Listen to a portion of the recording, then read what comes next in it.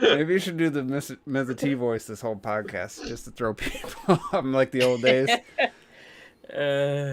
You were posting some old podcasts. So what's up, people? Donnie's in the chat, waiting on Terrell, and I got a late start anyway. So yeah, we was just talking about T. You were like sharing links or at least screenshots to the old Gamers at Large podcast with like 10 people in there, and that's when you use the Mr. T voice the whole time. If I'm the entire 2 hours I was talking like this.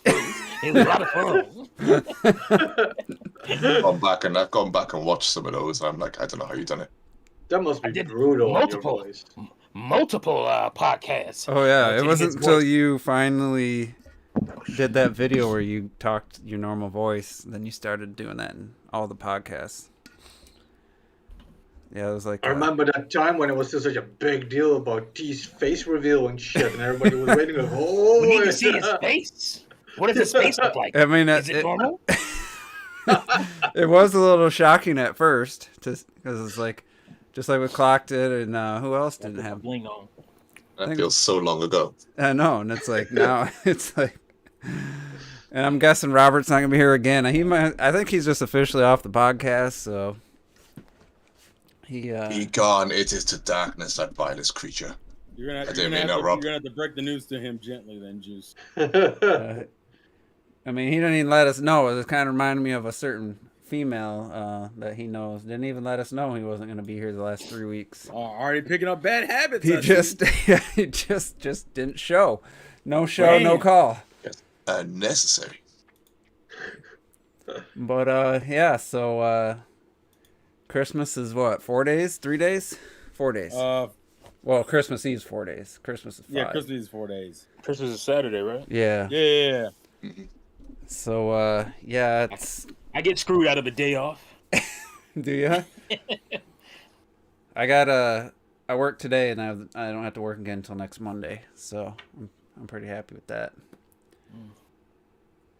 Yeah, I got 2 weeks off. Gonna play some Forza Horizon, probably check out some Halo, and binge some shows. I'm loving The Witcher season 2, man. I'm like 4 or 5 episodes in. I guess I liked the first season, but I wasn't like itching to watch the second season. I was like, it was okay, you know. I watched the first episode. It's like I left on a little bit of a cliffhanger. I'll watch the next one. And then how much are you?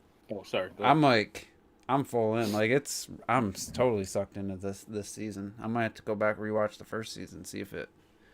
My friends are enjoying it, but they're saying now it's reaching a point now where they kind of know what's going to happen because it's all caught up now. Yeah. So the thrill of having that somewhat new is gone now. So they're not somewhat liking it as much. Yeah, I'm guessing. I mean, the beginning of Witcher 3, if I remember correctly, is Ciri gets taken. If I'm not mistaken. Spoiler alert! And then the opening, like fucking opening of the game.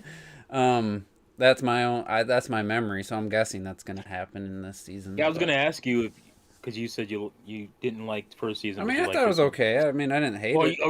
Let me rephrase it. You weren't like super gung ho about it. Yeah, and I wasn't like really. Like how much? I was gonna ask you how much you know about Witcher lore and stuff going into it.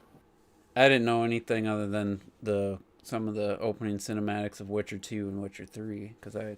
But I don't think it's catching. I mean, I haven't started watching it yet. I don't think it's catching up with Witcher 2 or 3 yet. It's on Witcher 1 because I believe they get to Kaer Morhen, where they first meet Vesemir, stuff like that.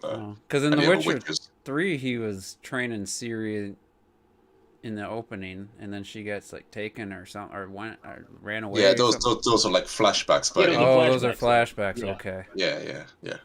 So I'm compared to like the original Witcher, where you actually, Kaer Morhen gets taken over and stuff. I guess I don't know what they're doing with season 2, so I'll definitely be watching it. Honestly, I'm off.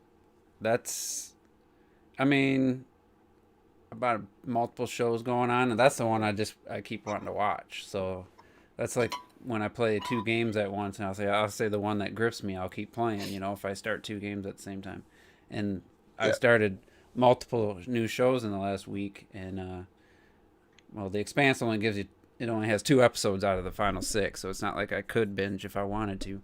But I was like, damn, man, I'm really enjoying The Witcher season 2. So like I said, I want to go back and rewatch the first season. Maybe I'll have a new opinion on it.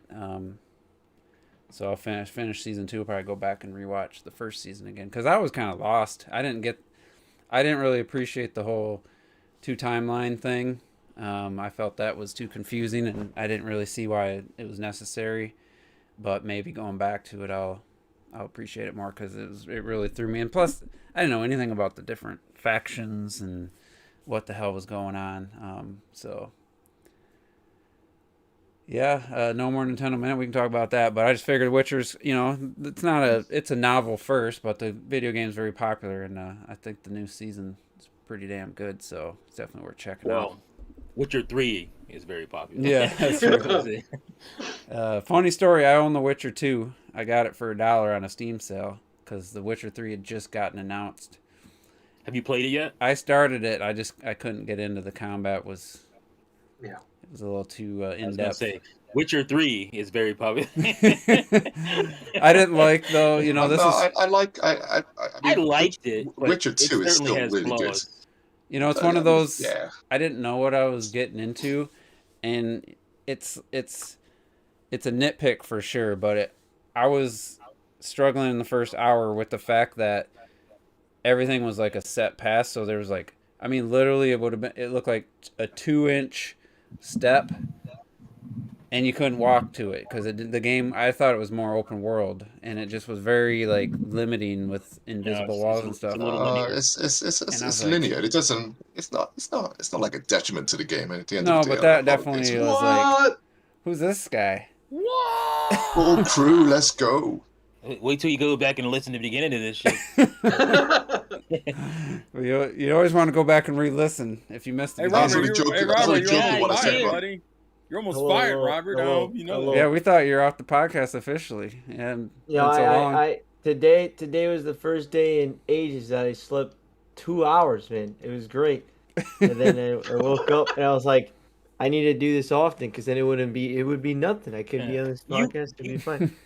You clearly have poor time management. We got to talk. No, it's poor time management to come on the podcast, because I go to sleep. I go to sleep at There's just time management, okay? That incorporates the podcast. No, I know. It should incorporate the podcast, but it's something that, it is what it is. But I'm it is what it is. Welcome back. Guess who's back? It's back Bad. again. My bad, people. Robert's back. Tell a friend. I'm here, though. I'm here for now. Don't watch the beginning of the podcast, Robert, okay? No, I have to. Of course I have to. There's somebody else the ultimate roasting or something. There's somebody who didn't rewatch the beginning of last week's podcast either, because I saw it. No, not you. There's somebody else that would have said somebody else here. Oh, I know. I actually know what you're talking about. I know what you're talking about. Oh. And somebody said, I gave this just for the beginning, just for that joke. And I was like, yeah, it was, it was all in fun. It's all in fun. It's all for the audience. But what's up, Bree Bay? We got Donnie, we got Lenny. Visor Grunt says, Juice, I'll buy that for $1 with The Witcher 2. Yeah. It's one of those. That was the first and only Steam sale I ever took part in. What's up, Ayers? The enhanced edition looks really nice as well. So. Yeah, the enhanced edition is nice. It definitely. Are you talking about for The Witcher 2? Yeah, I was like, all right, I got this new graphics card. I'm gonna max this thing out. Fuck no. That I put it on 1440p high settings, and I was probably 10 frames per second. It was like, holy shit. This is a while ago. I also, that same sale, I picked up Portal 2, GTA 4 collection for $5 with all the DLC, which I never played. Witcher 2 and Portal 2. So those were was I still got my Steam screenshots where I completed Witcher 2, and they're mostly of Triss Marigold in a certain bath scene, which I'll say I recognize Triss's name. She's in the new season. She's where the Witcher's go for Yeah, the she looks winner. completely different. Yeah, I in was the like, game. She looks nothing like in terms of the game. I was a little disappointed from what I've heard about Bring Triss. back my redhead man with the freckles. Bring it back. Yeah. She's got freckles and red hair, but in this I'm show, talking crimson. yeah, this is like fire. Yeah, this is like. I'm not just disappointed in Triss though. No. Oh Huh? hell. I don't go tune out Yen now in the series because Yen in the series, man. No, it got to the point where I was just like, man, hunchback on that, I don't care. Let's go. Coming with the hot takes, huh? Let's go. It's glad to see you don't discriminate. I gotta watch. I thought the same thing. She don't look as good as I think she should. I think she looked almost better like that. In this new season, she's traveling and she's not all dialed up. She's not all dialed up, so she's just like just kind of natural, just like. I'm like, man, I almost prefer her like that than with all the makeup and stuff. I think she's. It probably looks a bit younger, perhaps in the series, than she does. I'm a fan. But so far, they definitely cut back on something from the first season. They definitely cut back on some boobage so far in season 2. It's like they hooked people with season 1, and they're like, we don't have to keep doing that. Damn. Ain't watching it now. Fuck that show. But yeah, anyway, Robert's here. I don't know what to. We got a full crew. I don't even know what to do now. It's like it's been so long. This is the. Are we all gonna get our opinions in with all these people? Oh yeah. Maybe we should. Got, reunited of the Avengers, man. Don't say that. Cause... Robert, I just really can't wait for your next Back of the Backlog where you play this Mortal Kombat never heard of game. I don't even know what it's called. Combat Special Forces. Jesus Christ. So Special Forces? Oh. It might be one of those because the game's so bad and that it might make it a more entertaining episode. That's true. It's because the Perfect Dark one was pretty good. The Perfect Dark. I'll watch it. I'll watch it. You gotta watch it. It's like please. It works so long. It's like the post-credit scene of a MCU movie though, when it's like, it's Howard the Duck. No, honestly, for me, I feel like if it's a really bad game, at least it'd be like, oh, okay. Well, I'd never even heard of it. It's more entertaining to me when it's a shitty game than it's a game that I love because there's no expectations. I will definitely fist pump and shout out loud when it's a Link to the Past or okay. Probably that's top. I get hyped. What about like that's the only Zelda game? No, like Ocarina or something? Because I haven't played Ocarina. It's on there. To be fair, one of these days. A Link to the Past is ahead of that for me for excitement for you playing it. Wait, played Mortal Kombat before fucking. One of these days, he's playing fucking Mortal Kombat bullshit before. Get the fuck off. I'm waiting on that dark side. Take that Mario and Luigi Superstar Saga down. Right? Get the fuck. It's partners. Partners in time. Mortal Kombat Special Forces before Ocarina of Time. Fuck out of here now. Jesus. Coming from Perfect Dark Zero. Coming from the guy who hails the best trilogy of all time, being before he saw Lord of the Rings. And then he watches it all in one city. Wow, this is. Oh, I knew on Robert Day. Yes, you have to play the N64 version of Ocarina of Time when you get around to it. Yeah, you can't be playing no 3DS. I don't want the GameCube ports. I don't want any Wii U online shit. Either, no. Only not even the N64. Not even the Wii U. Why not the Wii U? Why not the Wii Virtual Console? They changed stuff. You gotta play it with this. You have to. Dude, just good old T, just random. No 3DS, no 3DS remake, nothing. Just. No, I think you should play the Unreal Engine version. The Virtual Console is gonna be the same game. There's no way it's not the same game. No, the Wii U, really? Nope.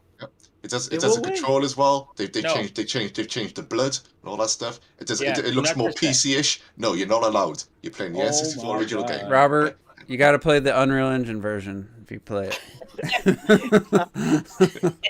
Fan mod. If somebody actually made it. Robert, Robert, you should have just played it and then not told them until after you played it. Yeah, apparently. I saw that on the podcast you gotta play last week. Switch Online. And the way that camera was wobbling, I actually felt sick watching it. I know. Every comment was that how bad that camera was. Like, fucking, what are you thinking, dude? It's like that's why you can't just have somebody who's good at making environments or something be in charge of the whole game, because you got to have somebody who's gonna be like has actual taste when it comes to gameplay and camera movements and stuff, and it's like, oh no, when you're running as a person, you're not on the roller coaster, you know. I know. I don't know if that's a default thing or he thought that was actually like cool decision that he made to put that in there, or if it's just like it takes more work to get rid of it. But I don't even remember the last game I played that had the camera like that. I've never been a game like that I've ever seen, but it's almost like a first-person shooter with the sway of like the weapon, but it was in third person, but it was the camera. It's like, fuck. But I feel like we need to get Rosalina posters, man. We just someone needs to get one. The Unreal Engine, that Ocarina of Time where the camera was like swaying as he was walking. Yeah, it's like, but it was still like it was impressive to see. That the whole point was to show that Unreal Engine 5 you could have foliage, or maybe that was 4. I don't know, it was 5. I think it was 4. But either way, he had foliage and stuff, and that's what we were talking about, because it was like so far all we saw were rocks and buildings in that Unreal Engine. So that's why I was trying to remember why I showed that, and that was really the only reason. Other than that, it's the same old stuff. It just doesn't look. It's not what Nintendo would do, even if they used that engine and had that power. Their game wouldn't look like that at all. But no, it looks like Fable or something. We were talking about that last week, about like what was it last week or the week before, what Nintendo would do, with 3D platformers, whatever, if it had the power, like what you said. And I've seen more gameplay now. I think it's of I think one of you is playing it, the Gunk, the Xbox game. Like, that looks incredible when you see like the foliage and the leaves and that kind of stuff. Like, that's what I would imagine they would do. It looks incredible. Yeah, so far the reviews have been pretty mediocre. Which is unfortunate, because it's like it's disappointing. It's not bad. It's just a little disappointing. But you saw, for example, comparisons between the Gunk and like Ratchet and Clank, for example, and even compared to that, Ratchet and Clank's forest looks dead, and I'm talking like the PS5, the newest version and shit. Really? Yeah.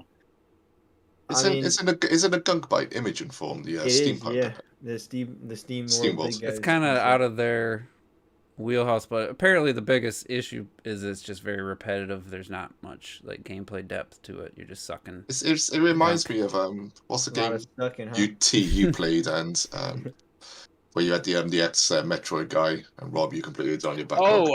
Yeah, I was gonna say that. Recore. That's funny. Recore. Thank you. Yeah. In terms of like gameplay and just general feel, that's kind of what it looks like. Oh, is it like that? Yeah. You saw, if you see that backlog, that I was always so disappointed in that game, where I just like the first half is so good, and I really enjoyed it, and then the second half just turns into a frustrating mess. Yeah, because you had to like a game that wants to be. I hate to use that term, but it's the only way people can figure out what I'm saying. It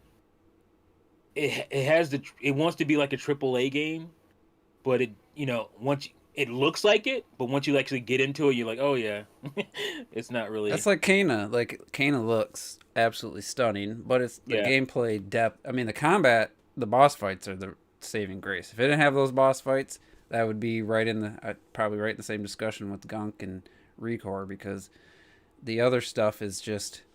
I enjoyed it, the exploration and stuff, but if it wasn't for the boss fights and the challenge and the feeling of accomplishment when you beat a difficult boss, that game would have been half as good, I think. Like, that really propelled it beyond. At the end of the day, it is an indie game made by the guys who made SteamWorld. SteamWorld. Is that right? SteamWorld Dig, right? And it's their first foray into 3D, isn't it?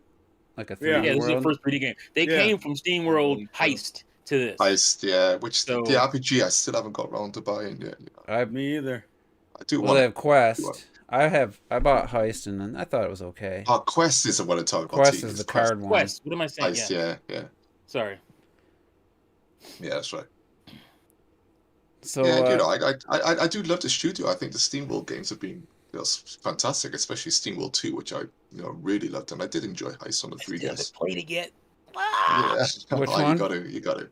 SteamWorld 2. You haven't? SteamWorld 2. Yeah. Nope. You got it. Yeah, it's a good game. It's definitely an improvement over the It's first the best game. one from what I hear. Yeah. So It was more, I don't know if it was more fleshed out. It just felt that and Hollow Knight is just sitting on my backlog, but it will happen within the next few months. You still haven't played Hollow Knight? Man, we're giving Robert shit. That should be like that one hurts. top of the list. Damn. Oh, it's on the. It's the next game I will play. Hey man, I don't have Hollow Knight. I don't even. He probably finished Rogue Corpse, but he hasn't started Hollow Knight. Oh! Wow. This is what we're doing. Wait. Tonight's being sad. Is that what it was called? What is going on? What's Rogue Corpse? No arguments there. The new No, one. no, I was thinking of the other one. Are you talking about Rogue Trooper? Rogue Trooper? T Oh, probably on his second playthrough. But that game came out on the Wii, so it was in the backlog longer. You see, so I thought that was a True. Switch game that you were playing. it came out on the Wii. It's a remaster of the. Yeah, it's a remaster of that game. Actually, it came out on OG Xbox. Okay. I think that was the first console it came out. I think it did, yeah. Yeah. But yeah, honestly, up until 5-10 minutes before the podcast, I didn't play 1 second of an actual video game since the last podcast. What? We played No, that's we played Jackbox, but that ain't a video game. What is it? Jackbox is How dare you? that's us on literal video Discord. Like I wasn't playing a game with a I controller. know what you say, but like to be fair, it has to be a video That's like a game. board game, you know. I don't count So that. we're gonna go around who did what? Go ahead. Yeah, take it away. That's a video game. All right, go ahead, Robert, since you just got back here after all these weeks. This is a video game, so I did play this. What is that? Oh no! It's Jackbox. The Jackbox. Oh, Jackbox. Well, you missed out on T. It was actually fun. I'm What are you telling guys you, playing it on? It's Yeah, I'm really telling fun. We need you On here PS4. for that stuff. Here's what you What are you do. playing it on? Robert Whoa, shares whoa. his screen on Discord, and then you go to the website jackbox.tv, and then that's how you interact. Or you can be on your You phone either use your computer, or like Yeah, your I phone. I use my phone. Yeah, or my your phone. computer, Oh, okay. and it's just you watch the video. It's not because it's made for people being all in the same room. Yeah. And then like you draw with the mouse or on your phone, and you submit answers, and then you like it. You compete. Like we would draw, like it would say Draw a fighter. Or a something. fighter from what was the one I said? One would be like a master of beaches or whatever. Something and then like you have to create a champion that would be the champion of beaches, and then someone else, the next person, maybe see your creation, but they don't see the master of beaches part, so they only see this random thing you drew, and you got to verse that character. So you have to draw something to counter that, and then you yeah. go to, then that shows them together, and you like, just vote on which one. Head to head, and then you got to vote funnier, what is kind of the better better. looking. And technically, you vote on which one you like better or think is stronger, but Juice just tries to discern what I drew, and then he votes for that. Well, there's some strategy to it. What it is like, it say you technically should be like voted for whoever's the champion of beaches, wherever you think that should be the champion of beaches. But we start like yeah. When we see a really good looking drum, we're like, oh no, that's retro. You know. So drawing a it's penis funny. can It's help. Drawing some boobs or something can help, or something just completely off the wall. Like I had a guy named Handy. Juice drew Terrell. Oh, that was so good. Always go to the penis drawings. I don't know what's up with that. We're all adults here, aren't we? I made a rule like we couldn't use Barely, I can anatomy, Couldn't use any anatomy. Yeah, any of the jokes, but It's too easy. It's fun. It's really fun. You know, It was fun. it's It was fun. really good. We played the 6th one the other week, or the other month, Couple and then we months ago. played the 7th one this Yeah, time. Ramon. It was another month, I guess, right? It was about a month and a half ago now. And then we played this one, the 7th one, which I think overall I like the I would 6th one probably better. you think the 6th one's better? For me, I think overall, I think I might prefer this one. And we're always like, man, T would be perfect for this game or this game. Oh, yeah. Yeah, honestly, like There's I'm one telling where you, it's T, like, when we have all 6 of us, what? It's gonna be so good. It's gonna be Yeah, hilarious. it's different. Think of it as like different quiz games. but like the one that you would have been, we thought you would have been good on, is where they'll get like a list of things they could choose from. So it'd be like a movie name or like a fictional character stuff. Let's say I had James Bond, so James Bond would turn up, and then I got limited clues I can try to select to try and get people to guess who James Bond is. So they're all typing in stuff. Is it a man and stuff like that? And whatever they type in, I can use those words to perhaps change sentences to give them even more clues towards who I'm trying to do. And we were just trying to build up answers like that. And Retro got some like super Retro quick. and Perel were really good. I got Pac-Man after like 2 guesses. Yeah. But it's just different types of games like that. But it just turns out to just be a really fun blast. Yeah, we played it till like almost 9 o'clock, which is super late for you guys. Yeah, it's basically you got for that game you got like 2 rows of hints and you have to like combine them. So for example, one of the names that I had was like I picked like Hannibal Lecter, and then nobody was guessing it, and then right before time ran out, I could select like he ate, and here it said the lady, so I put them together, and then the clue I give to the guys is like he ate the lady, And, Hannibal Lecter. And I guess Hannibal Lecter, but it was time just ran out and I didn't get to type it, so it's just fun.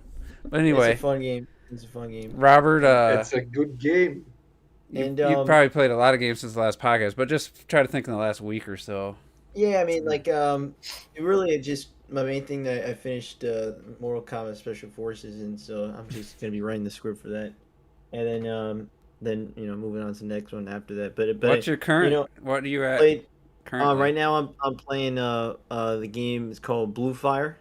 It's just you might have remember the trailer.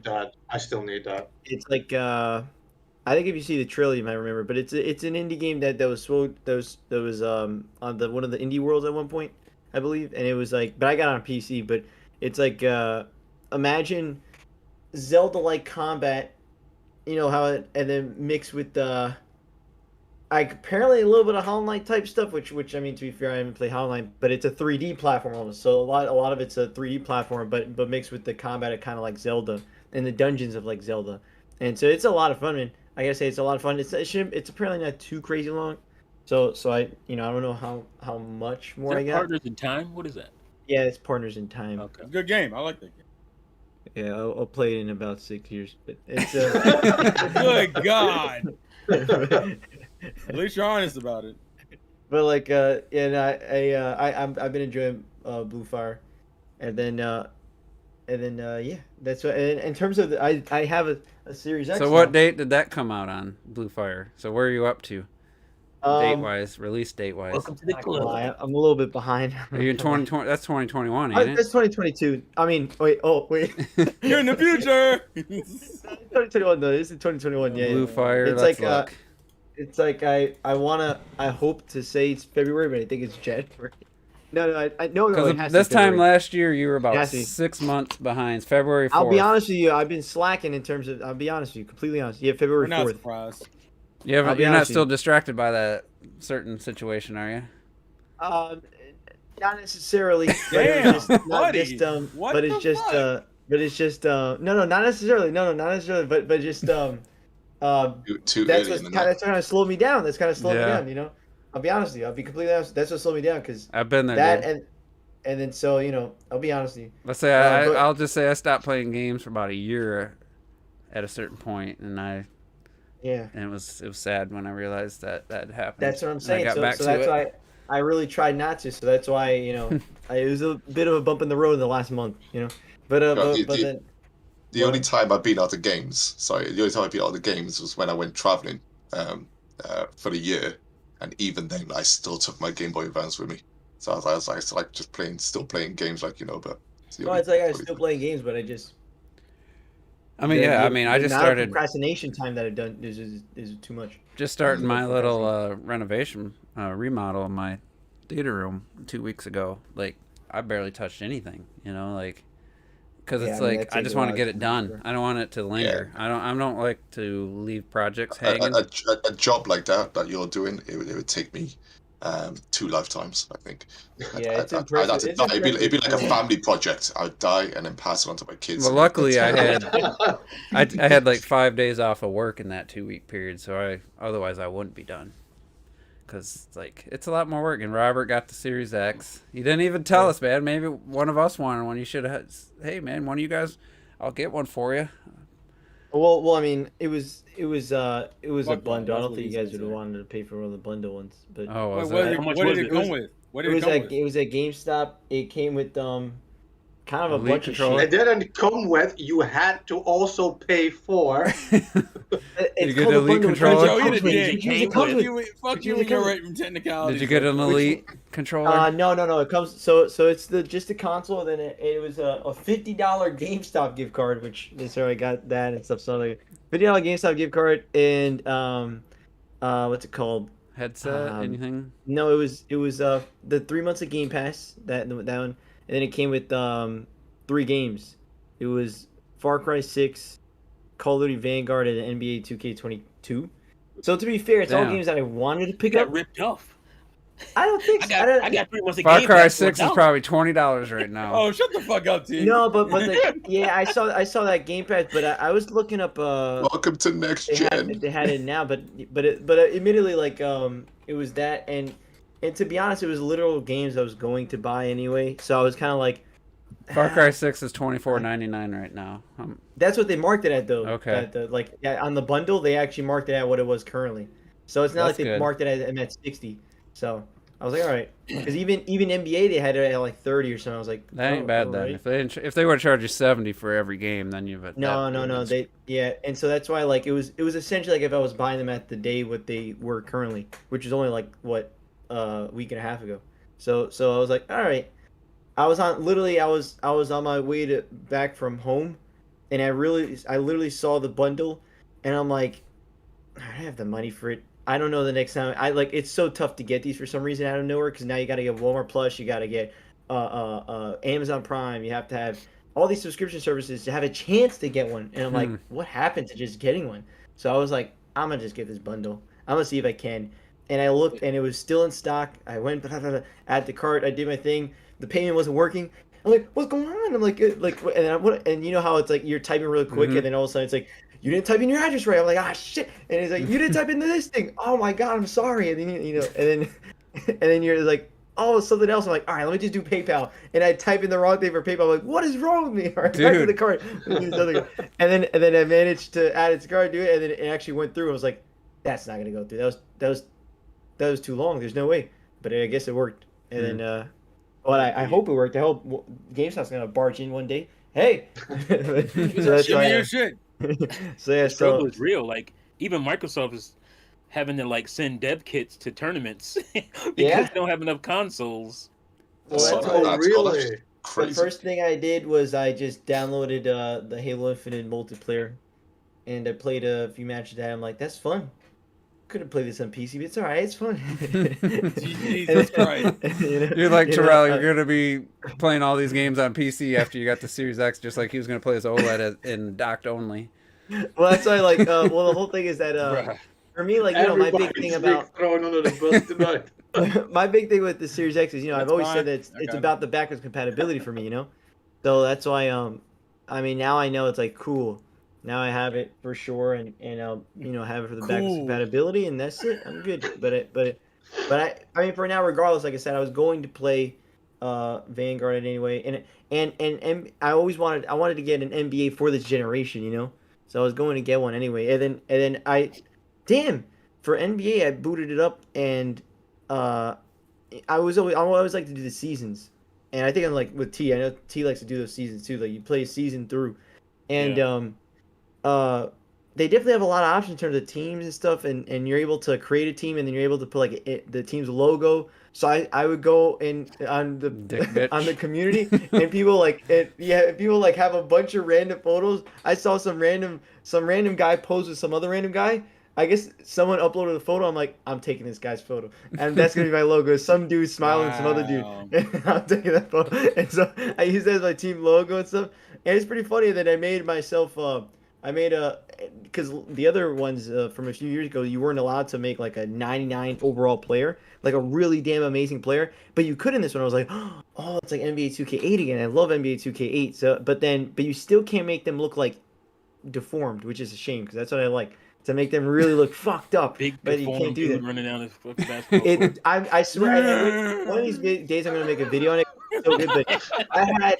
It was his face in 2K8. You would have the face so enlarged and so smashed in that you would see the other side because the pixel couldn't even take it anymore. So it was like this, and it was amazing. I had a whole crew of them, the whole team, and they're all 7 foot something. Robert's they all just had demented, man. It was Anyway, we got literally it would be different color. The faces would be different colors. We're gonna be the podcast will be over before the next person. Robert gets to... trying to make up for Jesus Christ. So let's just. I just it is hilarious. Okay, so next person in their games. Yeah, I'm sorry. Just list the games. Don't even break them down. Funny. He's so fucking selfish. I'm sorry, it's just so funny. It's Clocked it. No, Anything you've been playing or beat?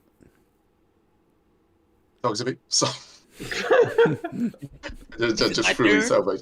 That was a little That's why I didn't want to go back to the what we've been playing segment because it takes forever. Literally, all I've been playing is Bravely Default 2. I am rinsing it. Nearly 50 hours. I believe I'm on the last boss. What can I say? You know, the fairies in this game are fucked up. The stories fucked up.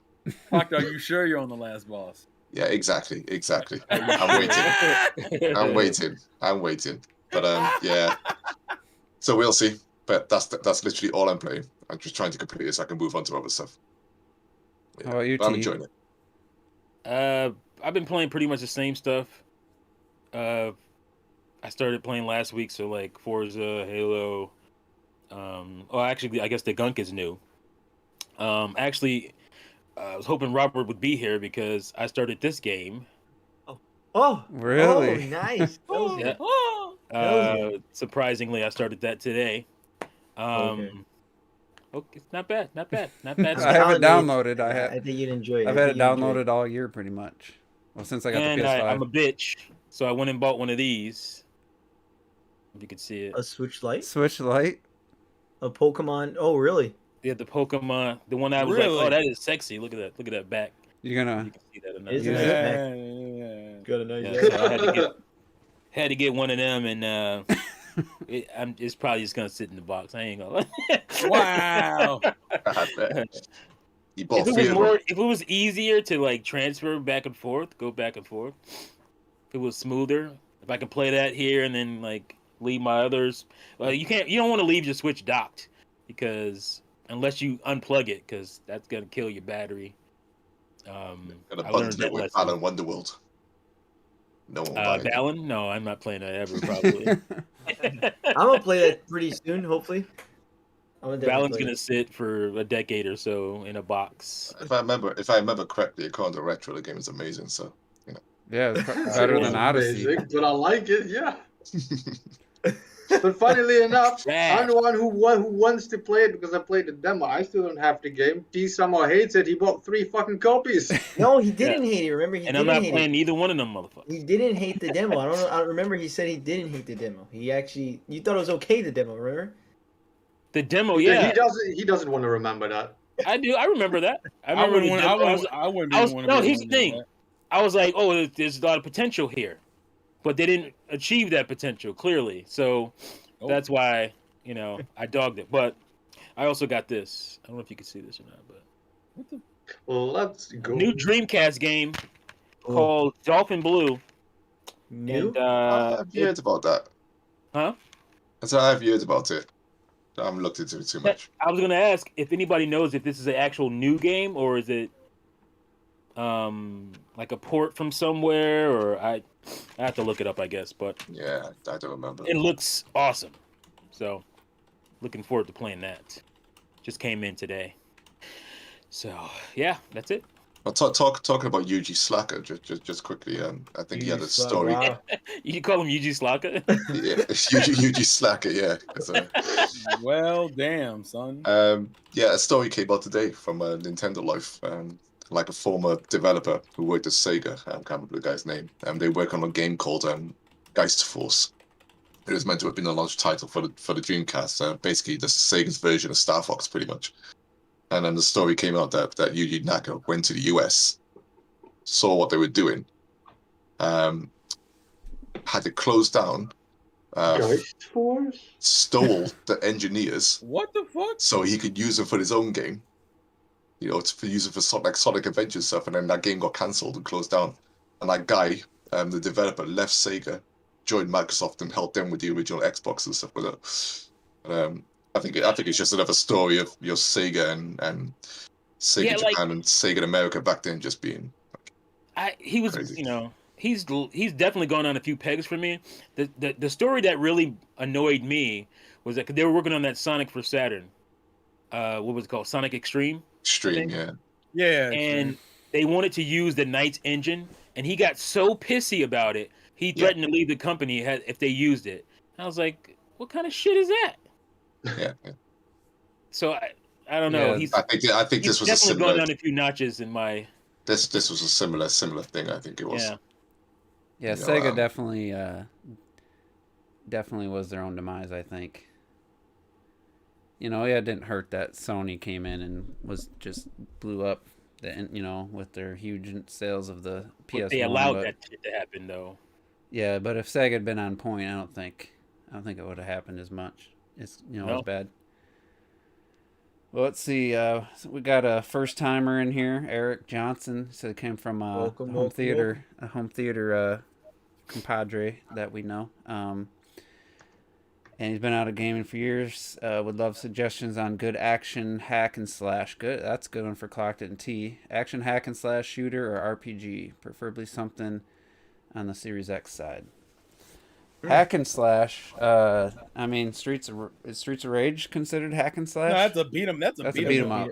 What's a hack and slash like? Well, I mean, if you're gonna, slash, it's almost like maybe like Bayonetta or even Devil May Cry 5. And they have this maybe even like Hyrule Warriors type of stuff. All shit you won't find on the Series X. Yeah. No, not necessarily. Not necessarily, because the Series X just had the special edition of Devil May Cry 5, right? Well, isn't Nier Automata on Xbox? Yeah. Nier Automata. Shooters, as far as shooter, Halo, it just you can dropped. still buy Halo the first Bayonetta on. I would start with Doom 2016 or Doom Eternal because those are on Game Pass too. Yeah. If you want a good first-person shooter, that's where I would go. Doom will have you having foaming at the mouth though. RPGs, you probably have to go to for Xbox. Is Dragon Quest 11 on there? I think. Yeah, it is. But also RPG and shooter. I gotta see my boy Cyberpunk, man. Wait till. I don't care. Like Cyberpunk is a damn good game. How fucking dare you? And on the Series X wise, you're a fucking liar. It should be fine. Don't make me buy that bullshit. I'm telling you, it's like $10. You can't go wrong. There's a reason it's $10. No, man, I'm telling you, the game is nobody's trying to waste $10, y'all. It's great. RPG. If anything, just buy the Mass Effect trilogy. That's a better. Man, those lights really wash off those the games, Mass don't they? Effect trilogy. Dragon Age. T's got a box. He's gonna pull out his Xbox in a minute. Oh, wait, is that all Xbox games? Yeah, that's a 90% third party. Oh man, I still Borderlands. Yes, Borderlands. So what do you call like a Diablo type game? Diablo's a dungeon crawler. Crawler. I would say like. For one, you got to pick up Halo because unless you already did, you ain't gotta do shit. Don't ever Halo Infinite. Come on, if you have an Xbox, Halo Infinite. Rise, Son of Rome. Why you gonna lie, man? You gotta say, I gotta shout out Robert Rule too. He's definitely he used to be the guy we used to make fun of because he loved everything, movies, games, like everything he played. And so far this year, man, his Spider-Man was like Spider-Man was number 7 on his Spider-Man list, the new one, and other people are hailing it the best MCU movie. This guy put Amazing Spider-Man, I think, above. I think so. I mean, that's not a bad. I don't doubt it whatsoever. I'll stand by that. Although I just saw the new one today. Actually, I can't. Did you like it? Yes. Right. It's is very good. It's, I saw it twice. What do you think of What do you think of the previous two, though? Spider-Man movie. Say what? Say what? What do you think of the previous two movies? I would say if I had to order it, the first film is fine. The second film, if you took Mysterio out of it, would be lesser, in my opinion. Yeah, but you can't take Mysterio out of it. He's a big part of it. No, but I'm saying Mysterio's like the best part of the second film. Well, he's in a good Because chunk of they it. finally used an original fucking villain in this movie. But the problem is that it's still a Spider-Man movie, so it's a problem when the villain outshines the hero. That's what I'm making. Not necessarily. I don't think that's. I feel, and this is going to be such a hot take, but Spider-Man? No, Mysterio. I feel that's usually the case in Spider-Man, though, that the villains kind of outshine him. That's why it's so good, I feel. No, you're thinking of Batman. Damn. Yeah. Spider-Man's had good villains. Spider-Man's got great villains. No, Spider-Man has great villains, but you're talking about villains outshining the hero. I'm saying of Holland's films, this is his best film by far. It's by like a wide margin. That's what I heard. You couldn't I put it this way, even if you don't like Holland Spider-Man, you will like this film. That's the biggest praise I can give it. Well, that's the one thing about Holland is that his Spider-Man is actually the best. I think it's the best of all the Spider-Man. I think he's the best Peter Parker, but his movies just aren't great. I think I think too. I think he is one of the best. My main problem is just that they shouldn't have made him Iron Man's bitch from the beginning. That's why I could not stand that in Homecoming. I very much will say, if you have issues with Holland Spider-Man, you will like this movie. If you were a fan of comic book Spider-Man, hell, if you're fans of Tobey Maguire Spider-Man, you will like this film. I that's the biggest praise I can give it. You will probably like this film if you had any issues with Holland Spider-Man, because it does a lot. What about I was genuinely surprised how much it does. Yeah, I know you were looking forward to it. Did you watch it or not yet? Who, me? No, T. I think T was looking forward to it. I don't know if you watched it yet. Yeah, I mean, the problem with me is that the theater that I love to go to, that's near me, is completely shut down. Oh, really? It's not coming back from what the sign says on the front. No. Damn. So I have to drive into like Worcester, sucks. which is the major city near us, and I don't want to go out there. I don't want to do it. And it sucks that it's but if it was Disney, if it wasn't a Sony movie, I could watch it on Disney Plus in probably a month or two. But since Sony still had their deal with like Stars, it's gonna be on Stars in like 6 months, and then I legit want to go to the movies, but in this area, I don't want to have to drive into the city. I can understand that. We had a really cool, nice theater here. It was awesome. They would show like retro movies during the middle of the week and stuff. Let me ask you a question. How long is that drive? That's about a 35-minute drive. I would argue it's worth it. That's how confident I am. For me, it's definitely worth it.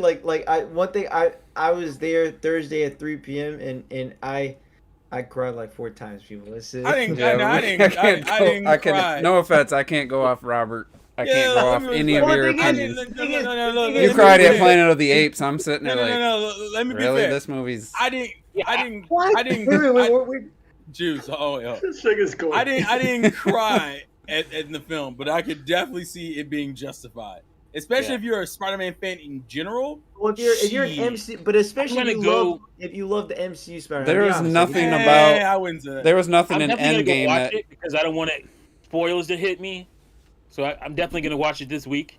Let me ask this, Robert, because Endgame didn't even touch the needle for hitting any kind of emotion for me. It was all just hollow to me.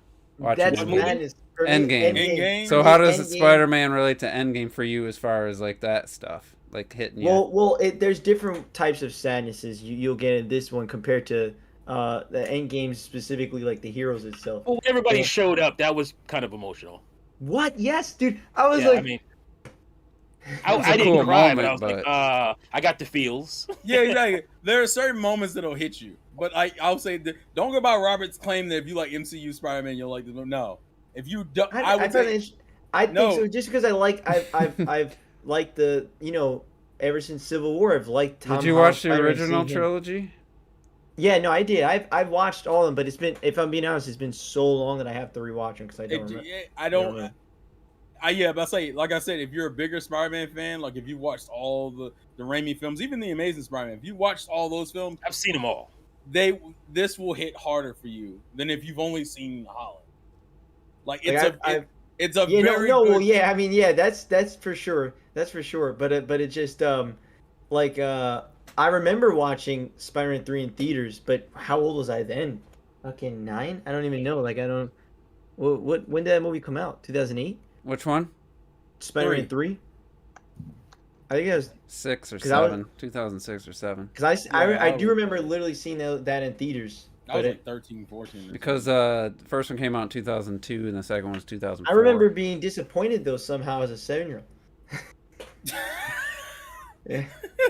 I mean, to be fair, three of the original Raimi films, 3 is the weakest one. Don't get it twisted. It's still better. I still like 3 better than still fun. Amazing. It's still fun to watch. I mean, yeah, it's still a good movie, but I'm saying I remember loving Spider-Man 1 and 2 though. That's what I do remember. 2 especially. When I saw 2 2, still, is the best. 2 for the is first still. time, I was like, "This is my favorite superhero movie right now." It still is like top 3 for me. Superhero movies. I do got to rewatch. It is a really good movie. It holds up. The special effects hold up surprisingly. I was very surprised when I rewatched it. Well, that's because they use actual arms, like real practical. Yes. Shit, it's so good. But yeah, I would very much say I'd be surprised if you walked out of that movie and went, I don't like it. I'd be surprised you went out of that. I'd be surprised you walked out of that movie and said, it's all right. I thought Far From Home was okay. I completely expect this to be my favorite, at least my favorite Tom Holland Spider-Man movie.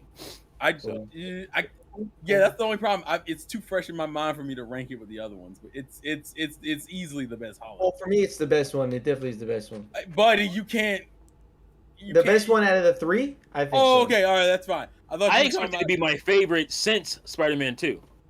Actually, for me is Into the Spider-Verse. That's my.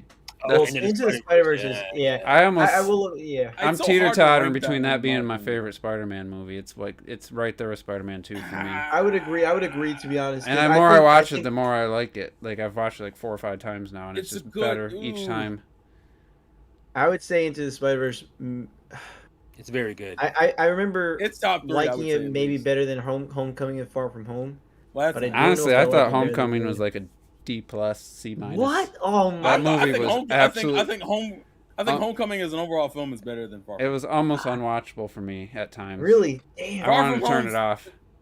Far From Home is the best part of Far From Home to me is the Mysterio stuff. That's it. Mysterio stuff is awesome. Mysterio is so that was handled so well. I'm so mad about it. Like Homecoming, I think is a better film overall. Objective. You want to talk about tears in a movie though? Like somebody mentioned Frodo saying goodbye, or just when Aragorn announced when they came walking out and said, "You bow to no one." When they all came out when they're celebrating him becoming king. Yeah, that was a moment. If you didn't cry there, you're just you were. Robert was falling asleep by then. I really feel bad. I have to rewatch those 10 hours straight individually on separate weeks. Man. On separate weeks. Yeah, I didn't watch those in the right context, so I can't say much. But I enjoyed all of them. Helm's Deep. And especially the last one was really great.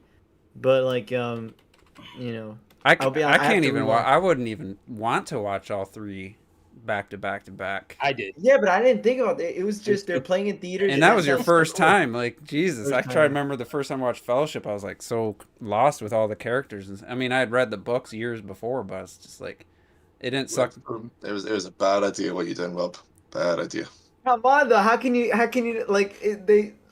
if I get an offer of seeing all these movies in theaters I've never seen and to see but you might as well not have watched them the way you watched them. You were better off waiting just to watch them. Oh, I didn't know now. Hindsight's 20, I mean, that's a lot to take in.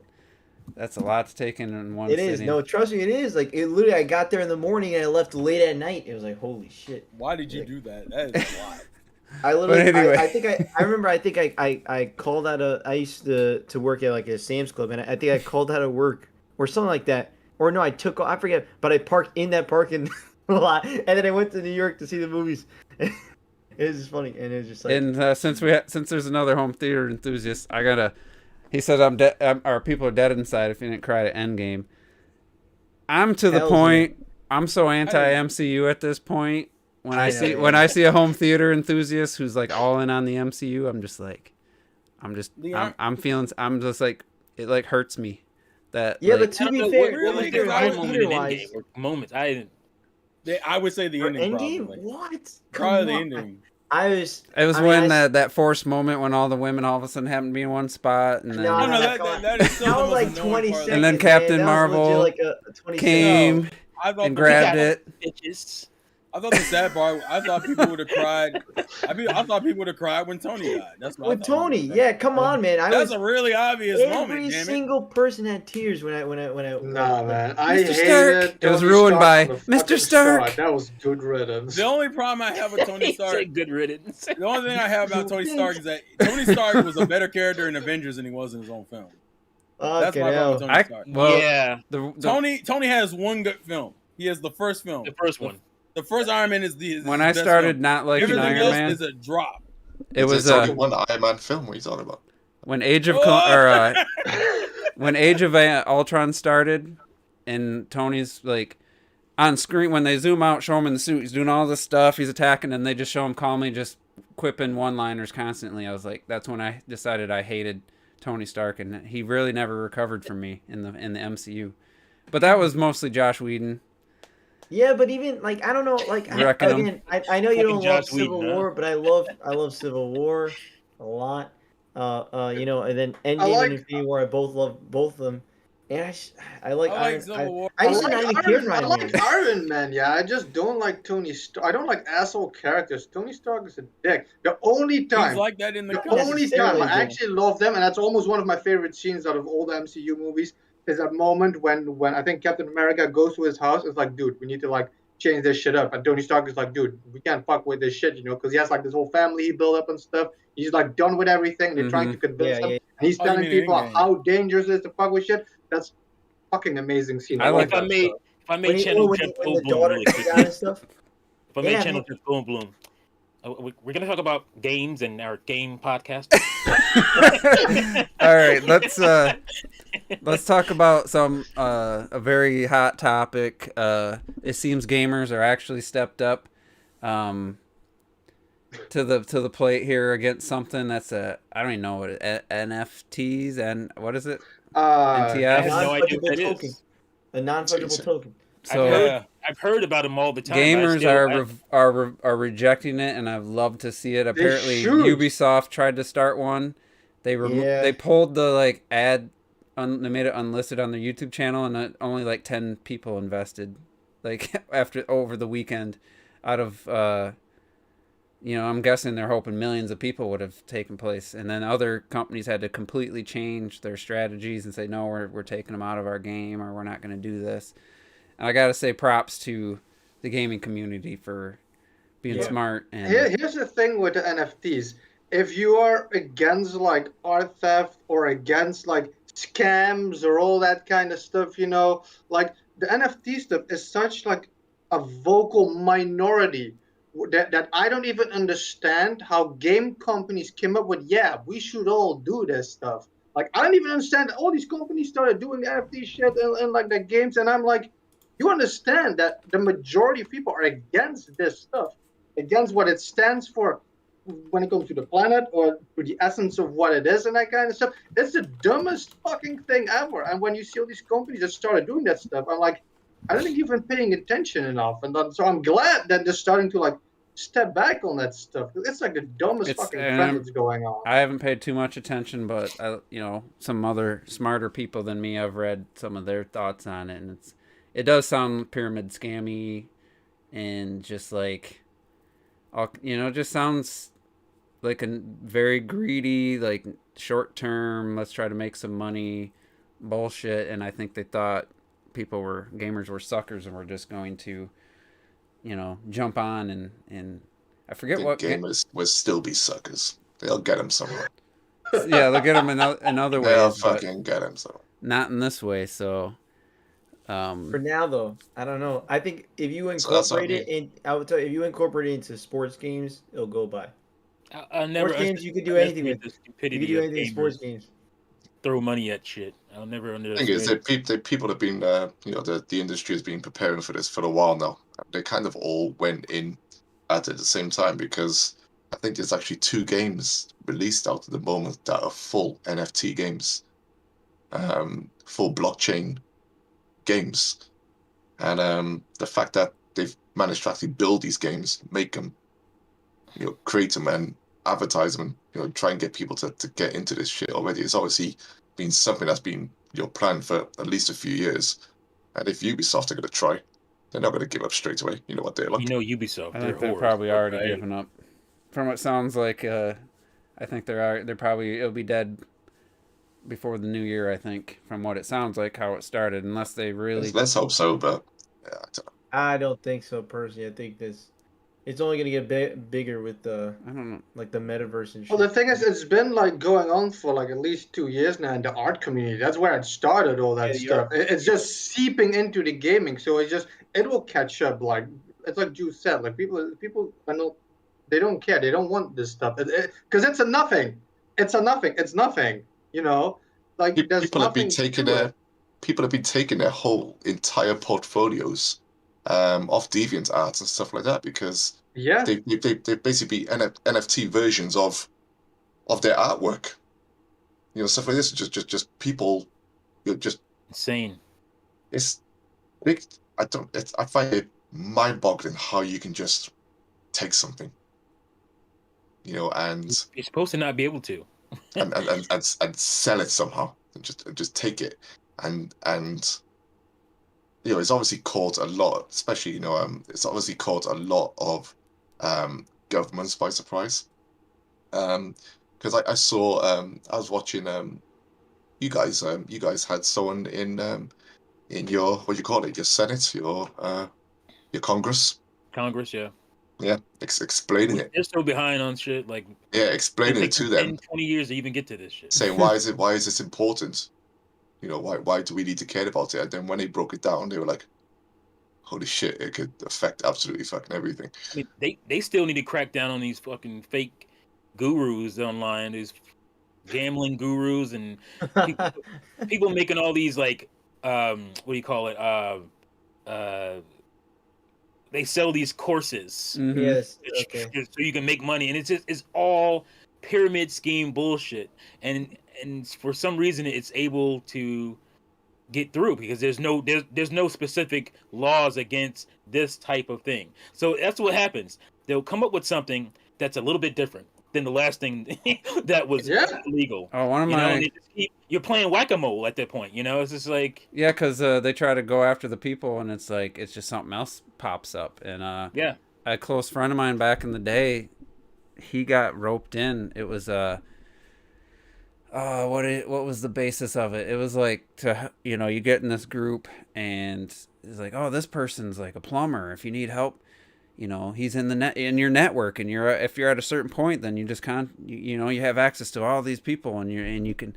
He's like, I got myself listed as a handyman or whatever, and but he had to buy books every week. He had to buy like a book, and he was giving him so much damn money, and he never got anything back. Like, Terrell knows what I'm talking about. That fresh and fit bullshit. Hey, we know about that life. These fake gurus, man, they're making all this money off these bullshit. Just like I think I talked about this on podcasts. Like there's all these fake Rocket League coaches that popped up. Like they had this service, and you could pay for them to do like you'd send them your replays, and they would like break it down and supposedly help coach you. And you charge like $40 for a replay review, and they just pause it. Yeah, you should have been here, not here. Yeah, you. Oh shit! You needed to come back to and get up quicker and block. Like, it's just the most basic shit, and it was just so flooded that it's like. And some of the YouTubers were just making content. They would hire these coaches, and one dude hired like 3 different coaches, showed them all the same replay, and they all told him exact opposite things. Like, not one person said the same thing. So it's just Some dude who happens to be a streamer or decent at the game decided, I'm going to be a coach. There's no quality control. There's no nothing. And I don't think it's going to last, or some people maybe went to the top who are actually decent at it or whatever. But it was like, are you fucking kidding me? Like, and people were hiring them. They want to get better, but it's just ridiculous. I find like these NFTs. Sorry, Rachel, I just quickly say this. I think humanity, in my mind, reached that point where you can be bamboozled for anything. If money could be made, people could be tricked, right? And what I saw an article about an artist, a buyer who paid this artist thousands upon thousands of pounds or dollars or whatever it was, because the artist said, I have created a piece of art in my head that is just for you. And if you pay me for it, this imagined piece of art will always belong to you. Yeah. And the person paid for it. Really? You gotta be fucking kidding me. I'm not fucking kidding you. Like, Hey, Gave him a certificate. make that money, man. Gave him a certificate to say, this imagined piece of art belongs just to you. Yeah, don't draw it or nothing, because it's just up there. Jesus Christ. That's like a couple of weeks ago, somebody bought like a fucking literally an empty canvas from someone. It's like this shit.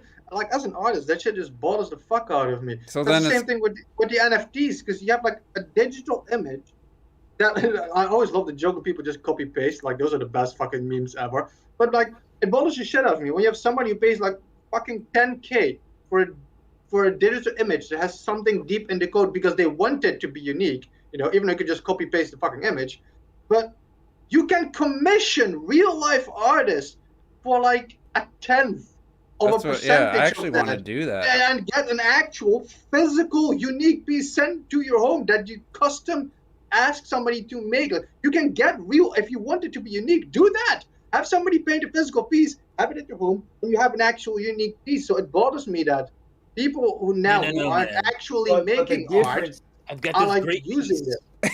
I've got this great piece that's only in this one guy's head. No, but the thing is, the difference between $2 million on it. It's amazing. no, but the Never difference seen between it. He's never really seen it. It's amazing, man. I'm telling you. Okay, Robert's gonna tell us the difference. no, the difference between having the physical, that thing compared to having your NFT is NFTs are you start to get into Ethereum and shit, and What how does it it stand technically for? a non-fungible token. So like you like a lot of it sells for Ethereum, ETH, which is a cryptocurrency. So they'll sell it for like NFTs could potentially sell for a lot more compared to just physical art. Like it's like But that's the stupidity behind it. I know I get They're what trying to you're make saying, it but like a stock market thing. like kind of like a stock market for paintings and stuff. It's almost like you could say like it's like a stock market for that. But the thing is, paintings are already stock market. Like how many people sell these art auctions and they sell for millions of dollars these basic ass paintings. And technically that's kind of what it is, but the digital sense, you can kind of see like that almost. And but that's why, like, if we're being honest, like art pieces like that they've always sold for ridiculous amounts of prices. Like if you just look up art auctions, you see like these things that sell hundreds of thousands of dollars, millions of dollars, and you're just like, bro, that's just the color red. And somehow they sell for millions of dollars. But some dude wiped his ass and then wiped it on the canvas, and that was some rich bastard is in the background with hanging up a painting that like any one of us could have drawn. Yeah, but to get to that point as an artist, you have to put in basically your whole life to try to make it. It's like one in a million to eventually market yourself as that but guy. I do agree that the art market has come to a place where that stuff is stupid. That is not art. A banana taped to a wall is not fucking art. A dot on the canvas is not art. That's your opinion, pal. Art is not subjective. Shut the fuck up. Just because you won't spend the money for it doesn't mean there is. It's like in We all looked at a watter. We all looked at a watter holding a bunch of bananas, right? That was fucking art. That was art. He saw the future. He saw the future, and it was art. But the whole thing is like they had I remember they call them the I think it's called the board yacht apes or something like that, and it was I think 1,000 or something unique ape photos, right? And each one were NFTs, and so a lot of people start, because there's only 1,000 of them in the world or whatever. People start paying more for it. So there's celebrities out there that paid hundreds of thousands of dollars to buy from someone else that bought early that only paid maybe $200. So now that dude just made $100,000 through Ethereum, which technically could also go up in price too, which probably will. So now that person may be making even more money. That's just giving me a headache. That's bro. fake value too. Oh, there's only 1,000 of these. 1,000 of what? 1,000 of this imaginary of the images of those images. But that's I get you could copy and paste stuff, but if you copy and paste it and download it, you're not making money. The other guy that did made money, and as much as we could, like if any of us, if I had the ability to buy that one that did sell 100,000 for $200, and was one of the first guy, I would have done it. I would have bought a house already. So it's like, in the end of the day, don't get me wrong, if you're in the right way and you do it in a good way, I mean, it's gonna look, at the end of the day, collapse. you would have made this whole concept's gonna crumble under itself. For sure. Too many people are gonna try it. Don't get me wrong. Like, it's gonna be, if you don't go out there and just start buying a bunch of NFTs, because that's not gonna help you. All it's gonna take is Ryan Reynolds saying, "Hey, I got this Deadpool poster. There's gonna be 100 of them, and you can own it for $10,000. You can own 1/100th of it or something." And then it's just like, once that's basically what in the stock market, insider trading shit. Like, it's, if you're have information or you're affecting the actual outcome of a stock, I mean, that's fucking federal offense. Go to prison for 20 years. Are they going to start trading FOMO on the stock market? Is that what we're headed to? That's all this is just fear of missing out. And it doesn't matter what the product is itself. It's just, I got to have it because there's not that many of them. Yeah. Hey, I just dropped something in the toilet that there's not that many of. You want to give me a couple $1 million for that? Hey, let's go. It's insane, man. Well, it's crazy how much. The thing is, it's crazy because if you just find the right person, someone might. You just gotta. I think you sound to me like you're way too much for this shit. So I'm just gonna let. I'm just gonna let. Come on. Retro. That was an interview with Keanu Reeves a few days ago, and this interviewer was all into NFTs and stuff. And this is how we're gonna end this discussion. Was it Keanu Reeves? He laughed in his face, man. Was it him and Carrie Ann Moss? Yeah. Yeah, I saw that. Yeah. No, but Retro, if Keanu Reeves laughs in your face, you fucked up. What are you talking about? But Retro, if you had the ability to go back in time for just honestly, you could say it for any stock that's ever I know, but that's what I'm saying. If you knew ahead of time. AMD a few years ago I would was only do one thing if I could go back in time, and that was not keep my copy of Super Mario 64 sealed. I can sell that bitch some dumbass for a couple $1 million today. Oh, that's right. Well, first you'd have to go find a perfect one in the store somewhere. Yeah. Right. No flaws. You won't sell that anymore now for millions, because that shit was also a scam. Yeah. So anyway, was also apparently a scam. Yeah. Since Christmas is between now and the next podcast, I thought we could reminisce about some of our best or favorite gaming Christmas related presents or moments, like whether it was playing a game on Christmas or getting a game or getting a system. For those of us that celebrate Christmas, I don't want to assume everybody here, but anybody watching, that's just for us. It offends me. I'm offended. I do Kwanzaa. Okay. I'll tell you one that was really exciting until I unboxed it and started playing it on the NES. Was Double Dragon 3. I got that from my grandpa's. We were at my grandma and grandpa's, so it was after my immediate family. It was cousins and uncles and stuff, aunts and uncles. And I saw this, I was like, that's an NES game. I was pretty excited. I opened it up, and Double Dragon 3, I saw that box art. Oh, this looks awesome. And I just stared at it till we got home. I was so ready. And I don't think I even ever beat the second level, ever. That game is garbage. Hard. I don't think it's trash. I like it, but it's hard. It's hard. Way harder than it should be. I did not have fun. It was probably one of those where it's like, I'm stuck with it. I tried it I can't tell you how many times. I never got past the second level. Sorry, I missed the game then. What was the game? Double Dragon 3. Dragon 3. Ah, right. Okay. Yeah, I was. That's just needless to say. It was not. It didn't serve its function of keep me entertained till next Christmas because my birthday. No Mario 3. That's for sure. That was one where I was excited until I played it. But for me, the most exciting was the Super Nintendo, and unfortunately, I had to pay some money to get it. I had to give my mom like $80 or something. I had mowed grass all summer, and she goes, that it was $199. It's just too much. I said, well, what if I gave you $80? And she's like, well, give me the 80. We'll see. And so I wasn't 100% sure I was getting it. My dad, he was anti-game. Go outside. Go play outside. That's what he always said. I can do both, Dad. I know. We still went. We were outside so damn much, but riding our bikes and stuff. But I seen the box, a present wrapped. I knew what it was immediately. I was so excited. Open it up. They were still open presents. I started hooking it up to the TV. Got out the RF adapter. I'm plugging it in, and playing Super Mario World. I had already played the Super Nintendo. My friend got it the year, when it came out. This was 90. I want to say Christmas of 93 that I got it.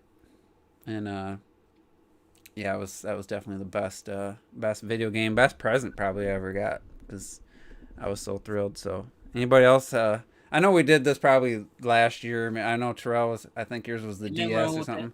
But yeah. Well, I'm gonna go next because mine will be quick. It's exactly the same. Super Nintendo. I was a year earlier. I was 92, Christmas 92. I had a Genesis. I think I had my Genesis. I got my Genesis in 90, I want to say. So I had Genesis for a couple of years before I got Super Nintendo.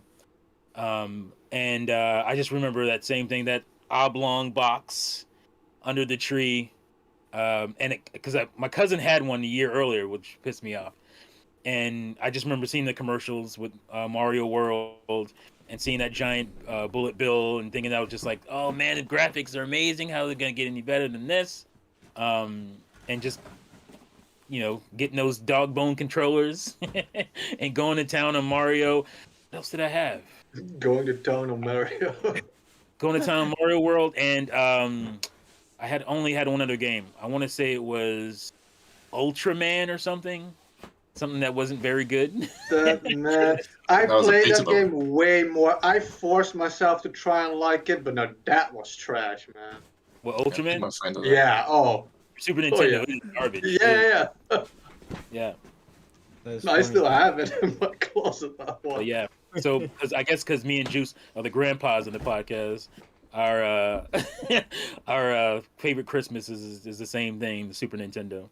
Super Nintendo.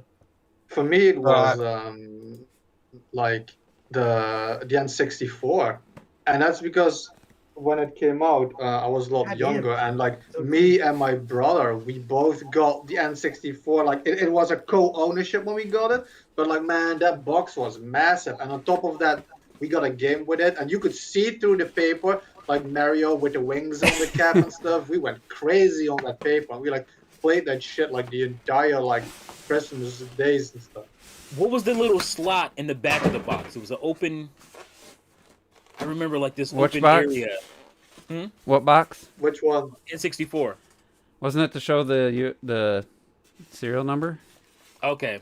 I just remember that distinctly for some reason. I couldn't remember what it was. Yeah, Look at this! Look at this beauty! Look at that color. Into it. This stayed original color, and this got all yellow and green. It's hideous. Yeah. Can't really tell that well. Clean those up. The only thing you can do is either clean it up or mod it. Like doesn't people used to say like it happened when you smoked. Other people like to say it's just the material it's built of. And you have the thing closed in your closet. You take it out 20 years later, it's gonna look exactly like that. My cousin had it for a few years. I got my stairs. My cousin had it in the basement with a bunch of pot smokers when I got it back from him a couple years ago. Well, it smelled like weed and everything. I got to, man. You gonna pull yours out? I gotta pull mine out. Wait, this back when Nintendo gave you two controllers and a game. Two controllers and a game for $200. It's Good deal. Nice.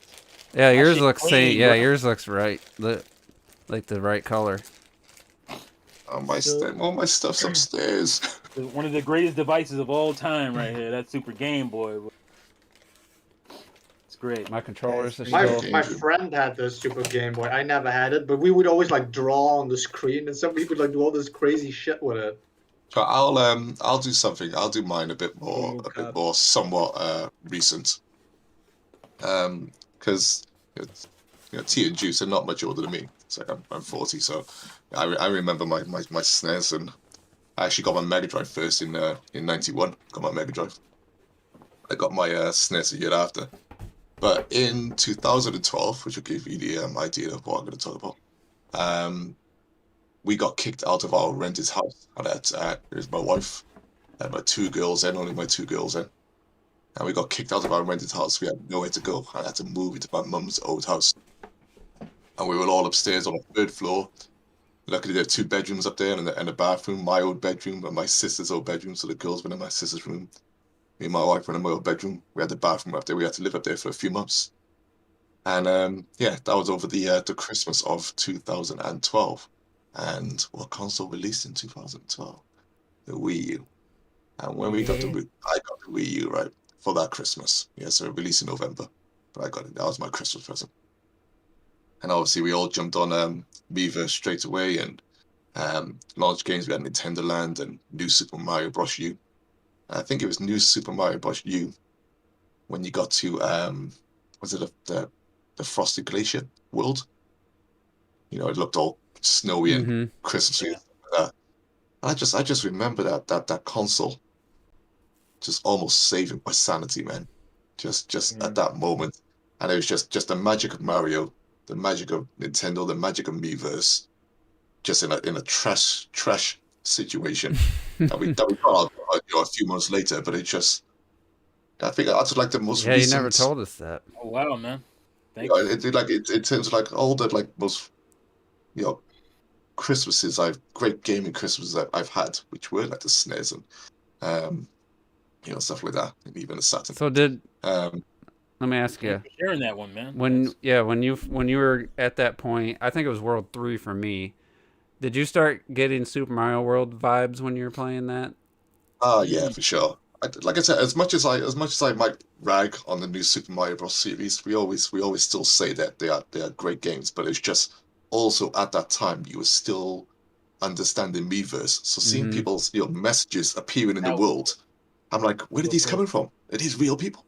Yeah, because when you complete the level, you're like, let me type something. Oh, this is fucking cool, man. I was playing that. We mostly got tired of the style, though. But like, still, when you put on the Wii U, that was like the first time it looked clean as fuck. The style and the name, fuck. Yeah. And it was a great world map. Great world map. Yeah. Yeah, and that Ice World kind of had like a Christmas jingle. Overworld. Yeah, and that lights on the trees and everything as well. So before we go to the next person, I've had this box since it might have been '92, and I don't know why I never realized there's a Kmart price tag on here. $139, $139 even. So it wasn't even $200. The SNES wasn't expensive. I think a lot of people. I mean, it might have felt a little bit. Well, it was $199 when it came out. I didn't realize I mean, I might have forgot. I might have realized it and then forgot, but so I was like, damn, I had to pay more than half that. I was like, damn. But my mom didn't have it. A lot of us back then as well. We can't get those consoles day one. You always get like a year or 2 years later. Yeah, we didn't get them. And it says don't disconnect your NES because everything you need is easily connect your NES and Super Nintendo at the same time is included. The only console when I was a kid that I got day one, and it wasn't me. It came into our house basically, was the NES, because my cousin and my uncle were really big in video gaming, so they were like, oh, look at this new thing. I didn't know what the NES was. I had no idea what that thing. But most of the time I got systems a year, 2 years after they released, except for the Atari 5200. I got that right away, and it was trash. I think that the first console I got day one was a GameCube. That's how long it took. Mine was for me to- N64. N64 was mine. I didn't get my N64 day one. Nowhere near. The Wii Where'd was you the get- first where'd one you for get me it? that I got day and date. What was it, like September 18th or something? September, somewhere around there. I got my N64. 96. It was coming out on a Sunday, and Toys R Us called me on Thursday night. Said, "Yeah, you pick up your N64 tomorrow." I'm like, it was like 2 days early. I didn't Wow. question it. I raced there after school. In an '82 Camaro Z28. Broke the speed limit. I still What did you get with it? Mario 64 and RF adapter. That was it. But anyway, anybody else? Any other Christmas? RF adapter. I played on a 32-inch or 19-inch TV for the first few years. Ooh, Damn. that's a good size. I try to think in terms of Christmases because I feel like I've said all the stories, but Probably.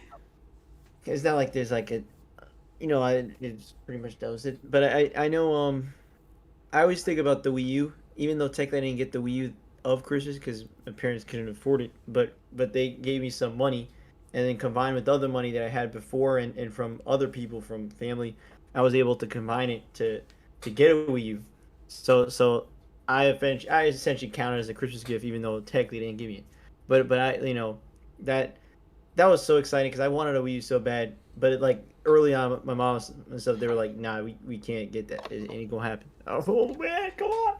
All right, but, so I had to scrape up money, and after that day, the next day we went into the store and into GameStop, bought a Wii U, and obviously, to be fair, I mean, like, I guess that goes. I mean, it's a difference of 2013 to now, but I was able to go in the very day after Christmas and pick up a Wii U in store.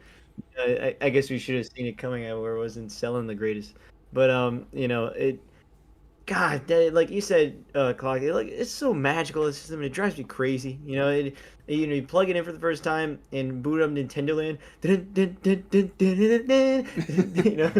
The theme and everything, and then you got the, you create the Mii's and the Miiverse is just, it's so amazing. And then I didn't have any game. I mean, I had Nintendo Land, but I didn't have a game for a few days. I think I was debating on what to get, and I ended up getting. I was conflicted between Zombie U and New Super Mario Brothers U. I remember asking my stepdad, I'm like, "What do you think I should get?" And he's like, "Well, you can't go wrong with Mario. You might as well get Mario." I'm like, yeah, true. I mean, it's funny that again goes to show a different person. 14 years old, If you ask me now, what are you gonna get, Mario or Zombie U? What? It's not even, of course you give me Mario. It's not like you crazy, but like there was a point where I was like maybe because Zombie U looks so cool. I was like, oh, and funny enough, I didn't get Zombie U till last year for Christmas. Oh my god, it's so funny. What a reverend. I just realized that right now. So 7 years later, I got Zombie U for Christmas. That's funny. But I've got 5 copies, so you want to know. Oh my god! I think I have the game, but I'm not sure. I have to actually double check. And I don't want to say I know people, especially with PS5 and whatnot, people complaining about $70 games and that kind of thing. I just wanted to point this out. This is RoboCop versus the Terminator. This is not the Sega Genesis. Actually, was the better version. That's the box it came in. Yeah, it's like a hard plastic box. How much was that sucker? Yeah, see, it comes off, and then you have the game in there. And this is like a hard. Oh, I see it. Yeah, like a vacuum formed. Very cool. But I'm gonna see if you can see this price. Let's see. If it was $9.95. No, $69.95. There's a 6 in front of 69. Yeah. Okay. That's $70 game. $69.95 back in 1993. Yeah, with Today inflation, it's like $160. So I bet it's still better than Ratchet and Clank. Damn. I don't know. I never played a good Terminator game, but I didn't play it all. This is awesome. That one's good. Oh man, Terminator 2 in the arcades. Ooh. Terminator 2 arcade is amazing, yeah.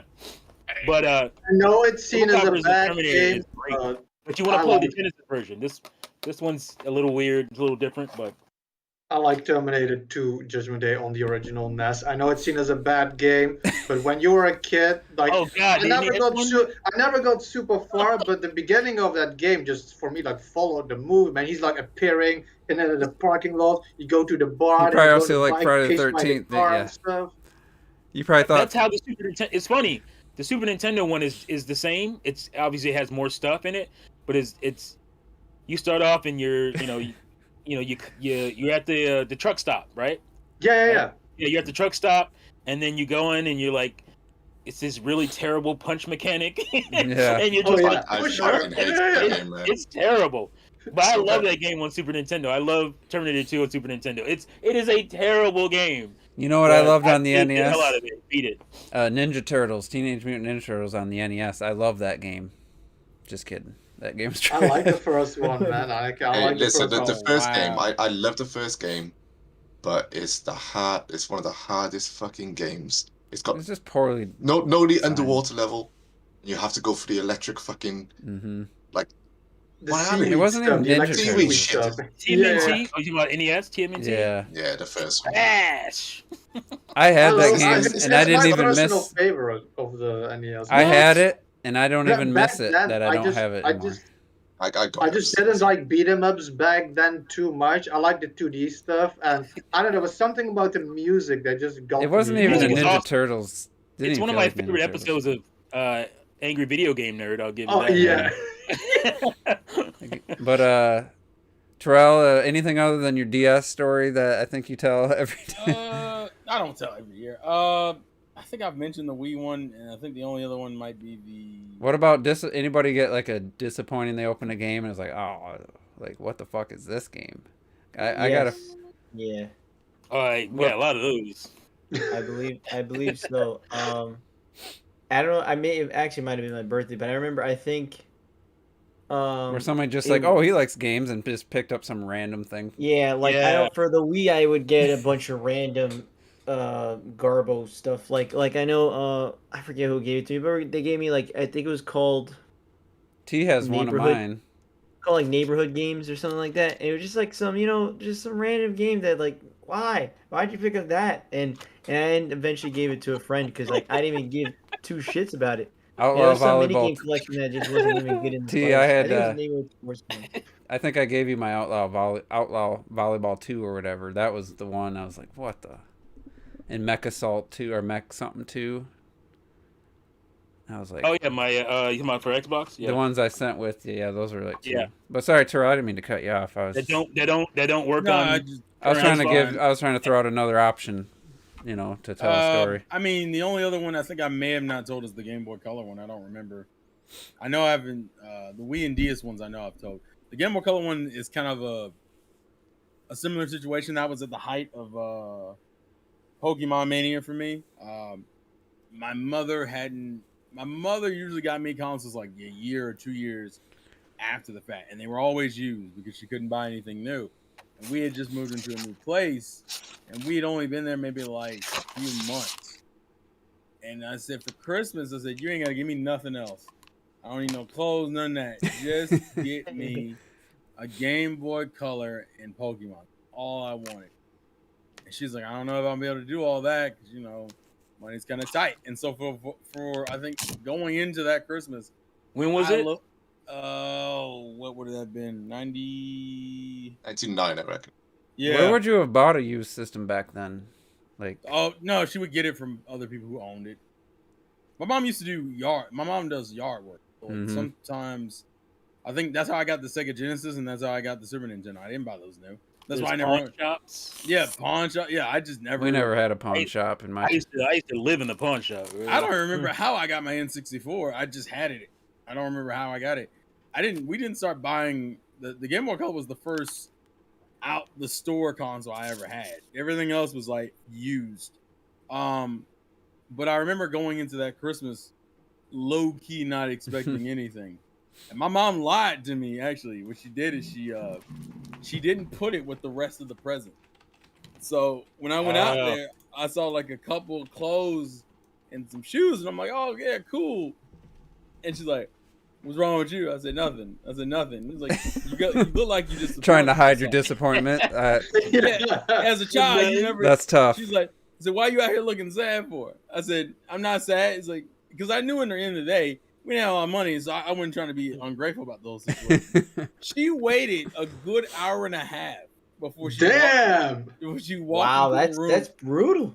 She walked, That's when so she walked in the long. room, she was so. I feel like she was so proud of herself for buying it. That's why it's fine. She walked in the room and goes, "You forgot one," and threw me a box. I was like, "What the hell is this?"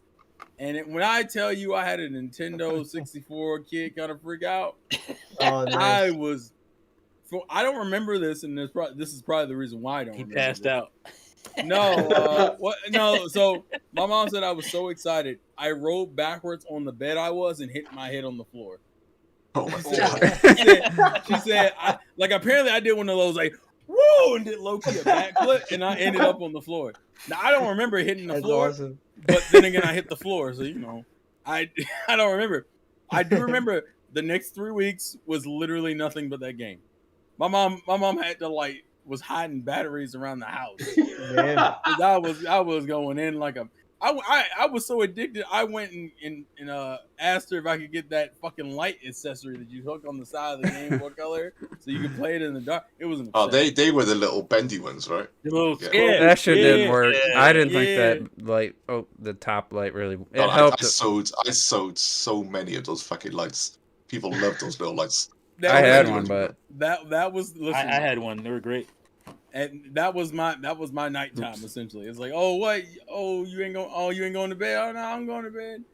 Like as soon as she shuts the door, and you hear the bring, I'm like, all right, bet it's over. It's over. The irony though, Crazy popular accessory. The irony of that situation though is I remember after I had beat Pokemon Silver for the first time, my sister erased my game save, and I was so man. Wow. I was so mad. But hey. That just gave me an excuse to replay the game again. Hey, So, catch them all again. I'm unsure. Exclusive. What the hell is that? I'm protecting it live on camera. Nice. What? I need to get Yeah. some of those for mine. Jesus. I just got a bunch of them. Do they stick and seal, or are they? Oh, they're basically a box but plastic. Okay. So you slide your box in, you close it. I've only got one of those. I only learned about those about 2 years ago when we went to no, it'd be longer than that. It'd be like about 4 years ago actually, where we went to a retro games market, and I can't remember what I bought, but it came with one of those black things. I was like, what the fuck is this? But that's what they all sell them all in, and I've only got one, and I used it on my Ocarina of Time. That's my signed copy, and I just keep it there. But I don't think I would buy them all. Like, just too much plastic for me. I get them in like a 10-pack. I should get at least 5 for my top 5. Can I play my games? Oh shit! Oh boy. Damn. Well, damn. They're protected. That's why you protect them, baby. They're protected. That's why you But put yeah, the case all of on. mine pretty much. I don't know if you can see it. Yeah. They all have it. They're all protected. So I'm gonna share a sad Christmas-related gaming thing and see if anybody else had the situation I had. I'm still bummed out from Collected Story. My dad was so against gaming, and he gave my I mom. made it. I'm alright. He gave my mom the money for Christmas presents, and I never confirmed this, but I always had the theory. I never got a game from my parents for Christmas, like a wrapped gift, until I was older. I think I got a Wii game for my birthday or something. So I had to buy all my games pretty much myself. That's why I never had that many games through until like 7th, 8th gen. So I was just like, I never got to really open a game for Christmas. And if I would have, it would have been one, I think, for the NES. I would just say, yeah, I want Ninja Gaiden 3 or whatever, and then my grandpa or somebody would give it to me. But as far as like my parents, I never got to open up a game and have that excitement of, oh, this is a video game. What is it gonna be? So it's kind of on a personal note. Is that because they didn't want to buy you video games, or they just too scared to try and get you for them? Didn't want to buy me game. My dad didn't want me playing games, so he's never. My dad has never used a computer in his life. Never touched a keyboard or mouse in his life. So it's that generation, man. Like I said, you'll get lucky. You know, you got to hound your parents and say, you know, some parents will try to make the effort to try to get you, you know, what you want. Whereas others, they'll just straight up say. I was lucky because I had, like I said, I had an uncle who was all about games. My mom was huge into Atari. Like she was huge. She used to go to arcades. So it was just, you know, part of, because she was in her 20s when like Atari was blowing up and it blew up the market basically. So she was playing games herself. She plays video games to this day, but she stopped at the NES. That's where. Yeah, a lot of people did. Honestly, my age or older, my brothers and sisters, they stopped playing after the NES. You know, it was cool fad for them, but they were just old enough where it didn't grip them. You know, there's people their age or older that do play. Like Robert's, I don't know how old your stepdad is, but he's pretty big into gaming. Yeah, I mean, gotta be mid-40s by now. Oh, mid-40s is all? Your mom's gotta be older than that, ain't she? No, she would be. Oh, maybe like young Bob is. How do you not know how old your parents are? I think it's 47, 46 she's right now. Really? 46. Okay. Yeah. I think. So, or you know what? Maybe 48. So she's like my sister and brother. If I get it wrong, she'll be mad, yo. So she's just a little bit older than my sister, and my sister, you know, don't care about games. I'll say just my family was similar to that in the sense that my mother didn't know what games to get, so I had to specifically tell her. She would never just buy a game. The last time she did that, it was like some weird fucking. It was like a knockoff football game or some bullshit. Like, yeah. Well, I forget that kid's version of like sports games. I forget what it's called. She bought me that. So my parents so pretty much after the Wii. Actually, the console itself was the last gaming thing I ever got for Christmas. After the Wii, which was in 2006. After that, I had to buy every single gaming thing. And that was when I was like, what was I, fucking 13, 14? Shoot, I ain't getting nothing else. Hey, man, luckily for me, you know, we celebrate Christmas in this household, so we still give gifts. And every year I get a bunch of random ass games, and I love it. It's one of the happiest times. I will say, probably just think about it in the last 10 minutes. I've been kind of thinking. I've never actually put these two things together. I've just had this like anti-Christmas sentiment for like, I want to say 10 years now, maybe more. I feel it's silly that my mom still like tries to treat us like we're still kids and stuff. Like, yeah, I definitely appreciate getting socks and shirts and stuff, clothes, that because I don't do much shopping in that regard. But one of the things I think that most turned me off to Christmas, and it's honestly pretty depressing thinking about it. Like, no one in my family would have known, hey, we know he likes gaming. Let's, you know, what games does he like? Let's try to pick out a game that we think he'd like. Like, no one ever put any thought into it, like, about like that. Or like movies or music. It was just like, that's fucking sad. List what you want and we'll get that. No one, I've never had somebody that just, the one time, it was no, it wasn't this shirt. It was the classically trained NES controller, classically trained shirt.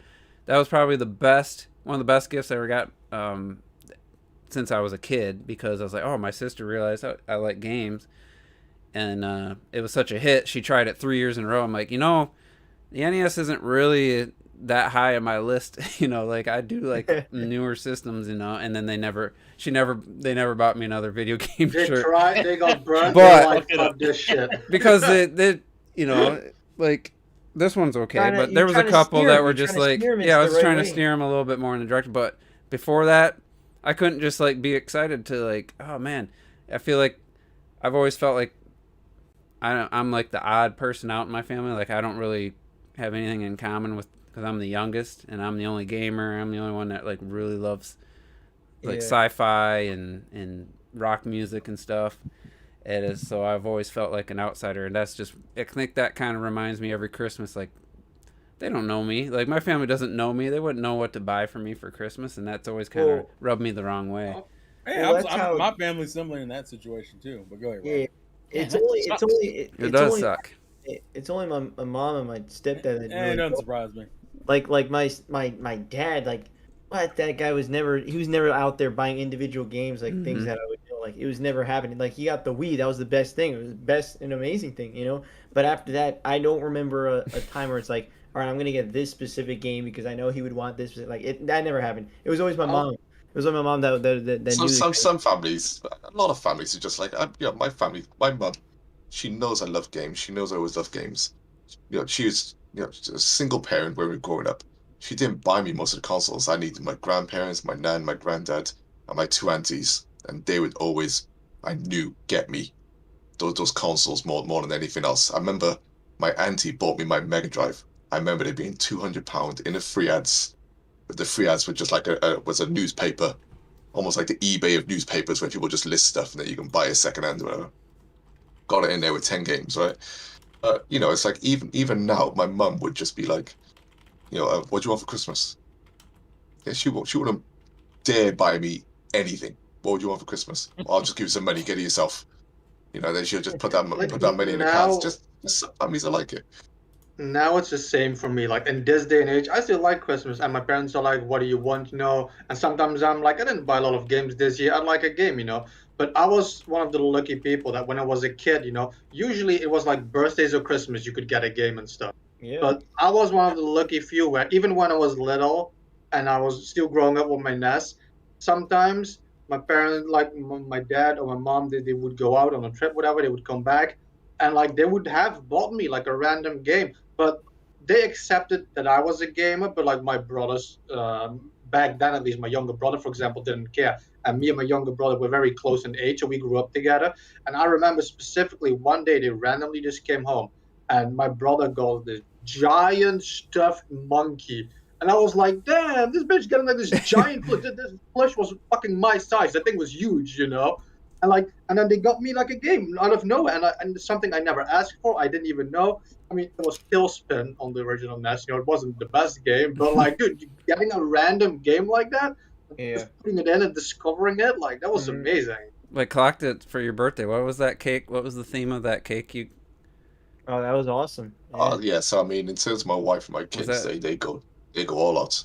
I actually got the little. Was it Link's Awakening or Wind Waker? Or? No, it was my Breath of the Wild cake. That was Breath of the Wild, yeah. And I was like one of the wooden Koroks that they stuck in there. Just by just playing with it. Like, awesome. Honestly, when I saw that, I was like, that's the only thing I ever would want in my life is have somebody that would know to get me that cake. Like, seriously. Yeah, that's amazing. I'd rather have that, like, make a cake and just that, even though I'll eat cake, but it's not like that's not gonna last that long. But just knowing that they knew to make that, there's nothing else they could. I don't care. I mean, I guess I take that shit for granted. Like, everybody knows. I do. My mom used to troll me all the time, call me a game nerd, so she would always buy me stuff. Even now, my kids buy me video games. It's just like they know. My wife knows. She doesn't play video games at all. But she knows she's cool with the fact that I'm a game nerd. So that's all you can ask for people who accept it, Yeah. Yeah. Like stuff like that cake, man. That's like an avalanche of love, man. Like that's asking for more than that. That's some thought right there. That's thought put into it. That's my 40th. That was. My grandparents, they every Christmas, right, they buy me a robe, right? And admittedly it's because I wear, if I'm not, because I'm on a camera, I'm wearing clothes, but if I'm not on a camera, I'm in my underwear the whole time. So this dude is fucking huge. He got like all these robes on this wall and shit. I thought you said they buy you a robe. I believe that.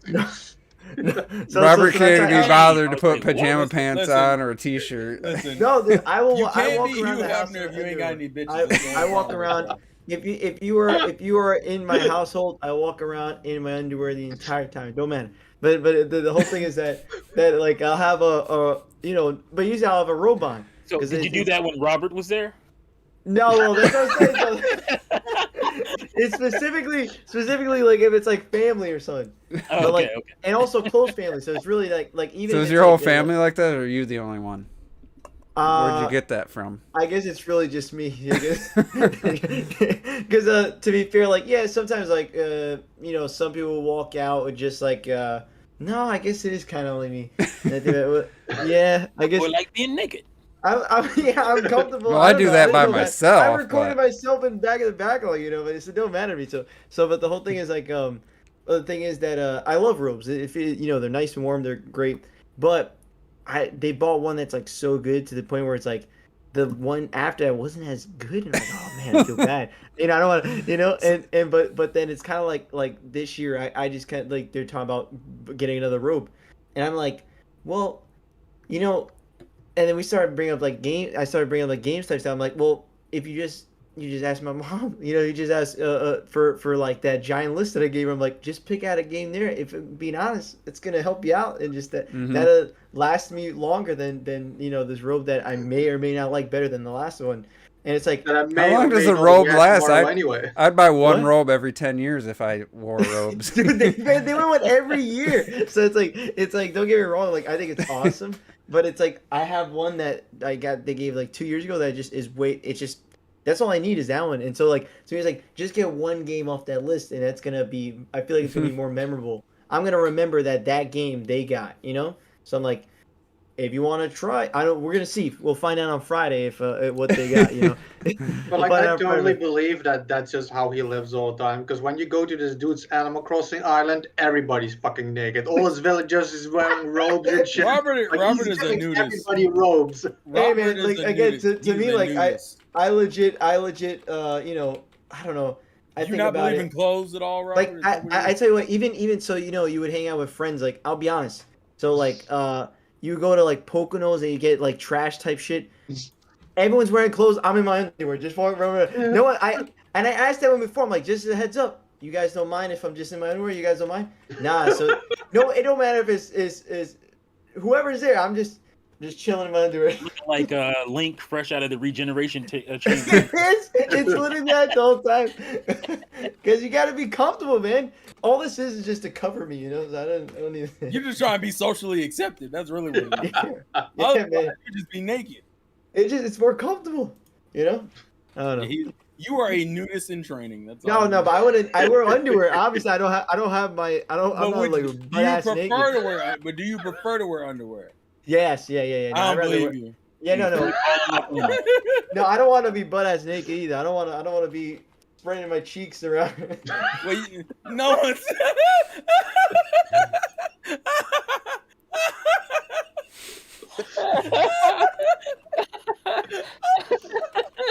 No one said you had to spread anything. You can be naked and not spread cheeks. I need some mental bleach. That's not. Scrub my head of that image. What the fuck? Robert Rocker walking around with his cheeks spread open. Oh my god! You got your hands on your ass at all times. In case you wanted to see a starfish, hold up a second. Hold on 1 second. Goddamn. Yo, what the fuck? Goddamn. Yeah, it's yeah. That's why for Christmas, we always celebrate Christmas Eve personally. So Friday night, I will be clothed because it's more family members that I don't really. So I will if be. Not, I will be fully clothed. If not, yeah, I will be fully clothed. There will be no underwear action. Robert, you're gonna start an OnlyFans page? Oh, hey man, if I was guaranteed money. Well, why would you? Guaranteed money. Yeah. If that was, that's no problem. No, like you won't know until you take the shirt I'm not off. talking about like nude shit, but if I could, like people, there's people that just take pictures of their feet, man, and they get money, man. Yeah, come on. It depends. You need to post a picture of your feet and see how the audience reacts. You ain't gonna probably be getting it from women, but you guaranteed money. I think that's worse. Hey man, You might feel some type of way. Hey man. Although some dudes take pride in the fact that they're attracted to other dudes. I don't know what it is. I don't take it as a compliment. I take that as a compliment. I mean, like if a gay dude hits on you, it's like I'm not interested, but I appreciate the compliment. Yeah, like, no, that's how I'd be. Cool. I'd be like, that's cool. I appreciate you. This podcast I'm went all secure over the in fucking my- place. Yeah, I've always said that if I was gay, I'd definitely been married and had probably a partner most of my life, because my brother's gay, so I've been around lots big groups of friends in Colorado and stuff, and yeah, they were all pretty, not all of them, but a lot of them were fans of me, I guess. After they didn't all tell me, but after the fact I found out. You were Yeah.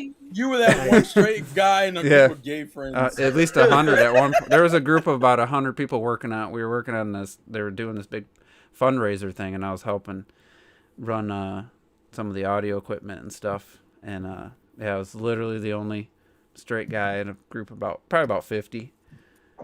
And I didn't have any issues. Like The Jews want to plug in my audio. grow up, man. So yeah, it's always interesting, taking these conversations, or starting these topics and seeing where they go. I did not expect to find out about Rob and his underwear robe attire. How good you are to your brother's friends and stuff. Yeah. I didn't expect that to happen. Yeah. Juice is the token straight guy. That shit cracks me up, yo.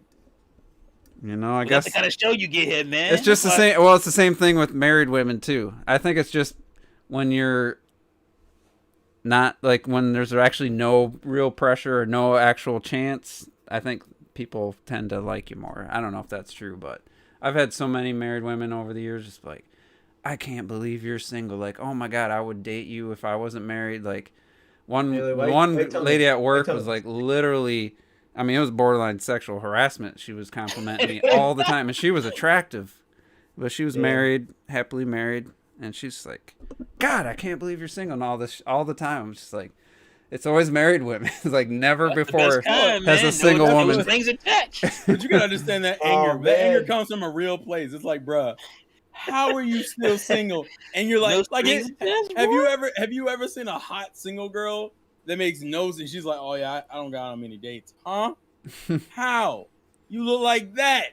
I see it. I've seen it, but I don't know if I believe it. Well, I believe it. People say that they're single and stuff because a lot of guys don't think we have a chance, so we don't ask. No, I think that girl is probably. Some of them are crazy. You're not getting the whole picture. Maybe she's superficial and she has standards, that. Mm-hmm. Yeah. Well, yeah. Guys, that's what I'm saying. Some chicks are fucking crazy. Some chicks are like, they self-sabotage. That's what I'm looking for. Yeah. So it's not even the issue. Isn't even like the guys. It's just the girls. I don't begrudge any woman, being cautious, because we are the most dangerous thing to women on this planet. That's just statistically true. We men are the most dangerous thing on this planet to women. So I understand them being cautious and all that stuff. But Merry Christmas, everyone! Merry Christmas! Merry Christmas! Happy holidays! Happy Hanukkah! Podcast. Happy Hanukkah! Enjoy your day off. Kwanzaa. Yeah. Don't forget Kwanzaa. Kwanzaa. Whatever you celebrate, enjoy. Holidays in general. I like having breakfast with the family on Christmas morning. That's it. I can't wait to get out of there. I try to stay as long as it doesn't seem too like I'm just rushing out of there. I try to stay at least 2 hours. But I cannot. Really loves his family. I cannot wait. Juice loves his family. Literally, this is how I end it. My favorite day of the year, no bullshit, is the day after Christmas. Because I know it's 364 days before I gotta do Christmas again. Oh wow! Holy shit! Brutal. You're a mean one, Mr. Grinch. That's what happens when you don't get bored video games when you're a kid, man. When you don't One get day shit. you guys have to have Christmas with my family because it'd be fun. We're gonna play Jackbox. You're gonna end up drunk and naked. That would be fun. I don't want to be either of We're those. gonna play Jackbox. We're gonna do karaoke. I think I'm good. It's gonna be great. I think I'm Is your good. sister gonna be there? Juice, what? But This guy. she should be. Yeah. All right. Yeah, I'll start. I'll leave on Wednesday. I should be there by Thursday or Friday. What is this? This is like the weirdest statement. Depends on if I gotta stay somewhere. I don't think I could drive straight through. But anyway, yeah. I drive straight through all the time. Yeah. I don't think I could, honestly, I don't think I could drive more than 5 hours in one stretch. Really? Mm-hmm. Me neither. My knees are so bad, I can't sit there. I can't. So I'm playing this Dang, Christmas. Yeah, Donkey Konga. Was that Oh, 2? Yeah. Yes, the second one. Like a I didn't even know they made a second one. That's how 4. I didn't care. I think Yeah, I didn't care. I think next week. Oh, man. Listen, Why Donkey you hating Konga on 1. Donkey Konga, bro? Donkey Donkey Konga 1 is great. The only problem with the second game is that they couldn't get enough good licensed music again. That's always been a Nintendo problem. Yeah. So it's weaker than the first game. So what next week? When's New Year's? That'd be the end of next week, right? Saturday. A week from Saturday. Well, actually, yeah. So next week, we'll see. Maybe we'll take a week off. We'll see what comes up, and then I want to do the game of the year within the first couple weeks of the new year. So Yeah. get it. So we got some work to do. Some of us. Well, I know. I'm not even coming to got that some podcast, homework man. in this bitch. I've only played yeah, five. yeah. I've only played 5 2021 game or beat 5 games from this year. Forza Horizon. I don't. There's nowhere. I'll just got to play that 10 hours and I could probably. That's all I need to play. For sure. Because it's like you can't. There's nothing to beat. You just race and you explore the open world, and Yeah, Forza. You don't have to beat it. Halo. If I play it, I wouldn't count it unless I finished it. But, also real quick, we had the Nintendo listed the times, or they had the thing live where you could see your play times for the year. Oh, we could talk about that. And I went from 59 hours last year to 92 this year, so almost doubled my play time. I thought it was gonna be lower. I actually thought it was gonna be lower. 92. 23. That's like one RPG. 23 in Smash. I got 17 in Metroid, and like 13 or something in Hyrule I got Warriors. that in Animal Crossing alone.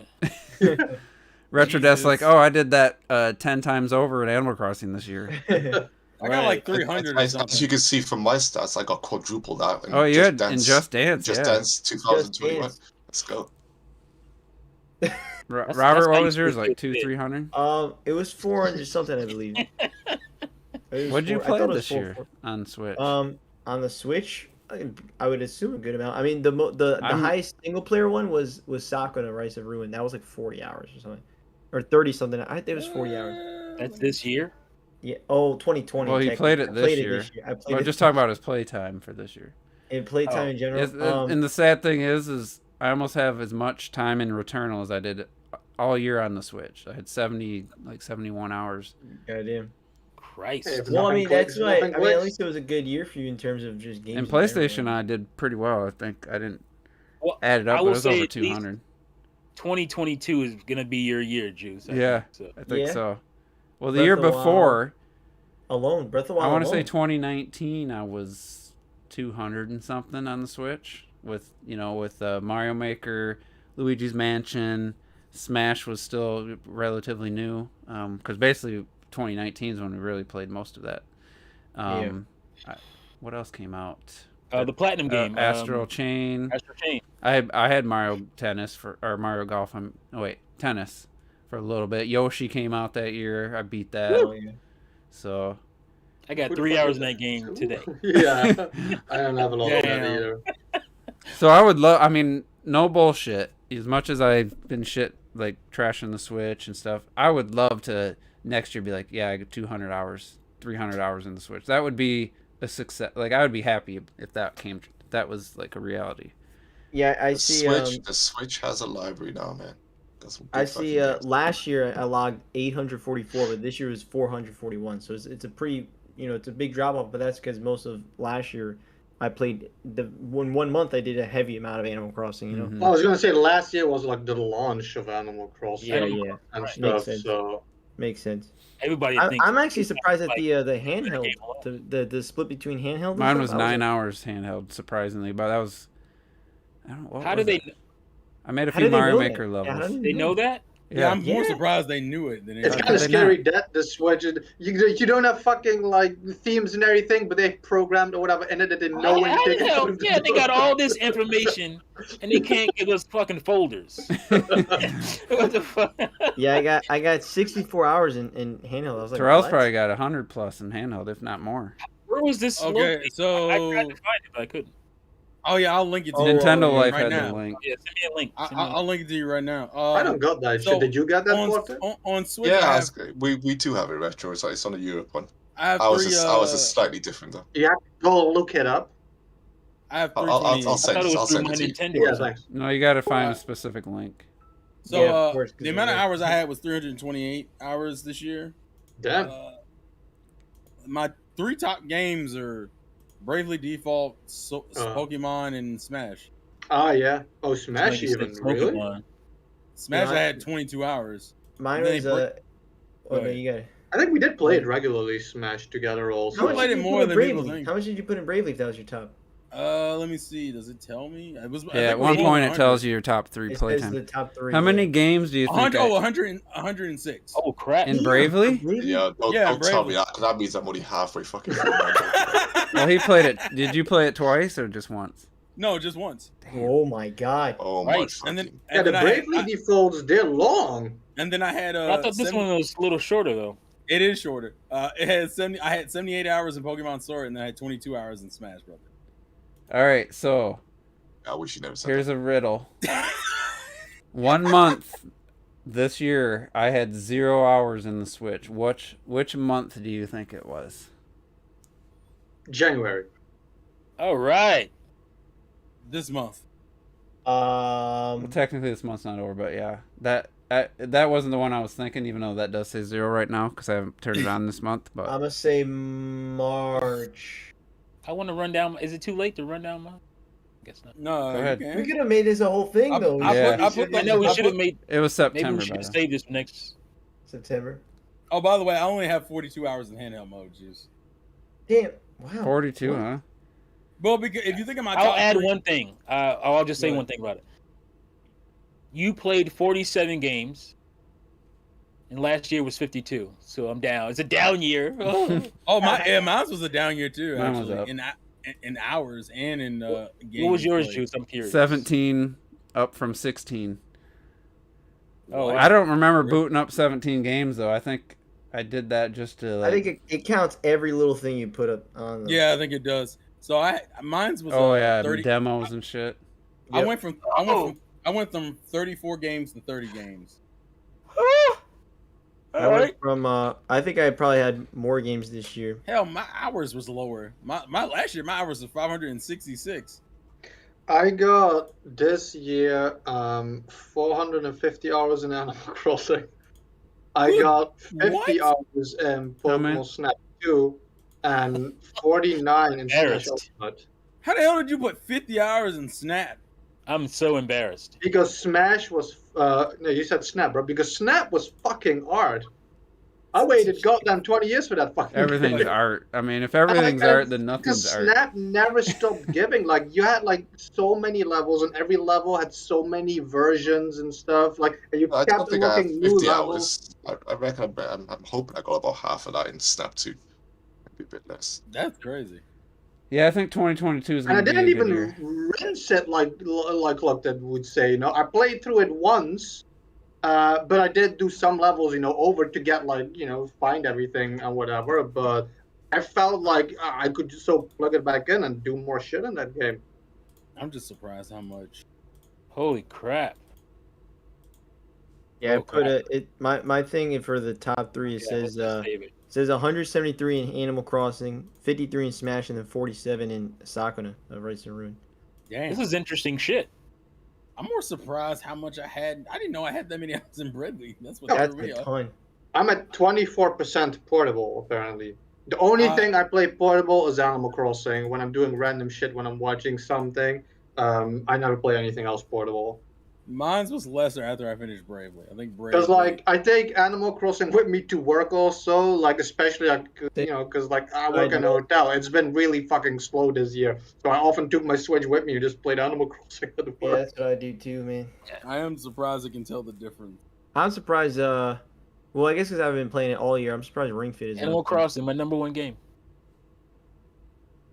Well, you know what? Ring Fit makes sense. Next year, I bet the Ring Fit's gonna 2K20. be on there. It's number 2. I'm at least glad my top game this year was a 2021 game. That's all I'm gonna say. Mine was Smash, which I don't That's have a problem with that. Smash. What were the other most two? hours Metroid in and Hyrule November. Warriors. Damn, Metroid okay. was 17. Hyrule Warriors was 14. So Oh yeah. I played Hyrule Warriors this year. And What was your most played month? mine was like June. I played like 7 hours. Nintendo thinks they know me. This is the games they want me 7 to hours. buy. That's your Oh, most remember played? that last year? How funny the suggested games were? I didn't. Oh know yeah, that. I need to check those. Let me see. They're like, oh, maybe you would like this, bitch. Did you watch the games I played? Do Let you me think I look. like Yeah, I any of gotta this bring shit? that.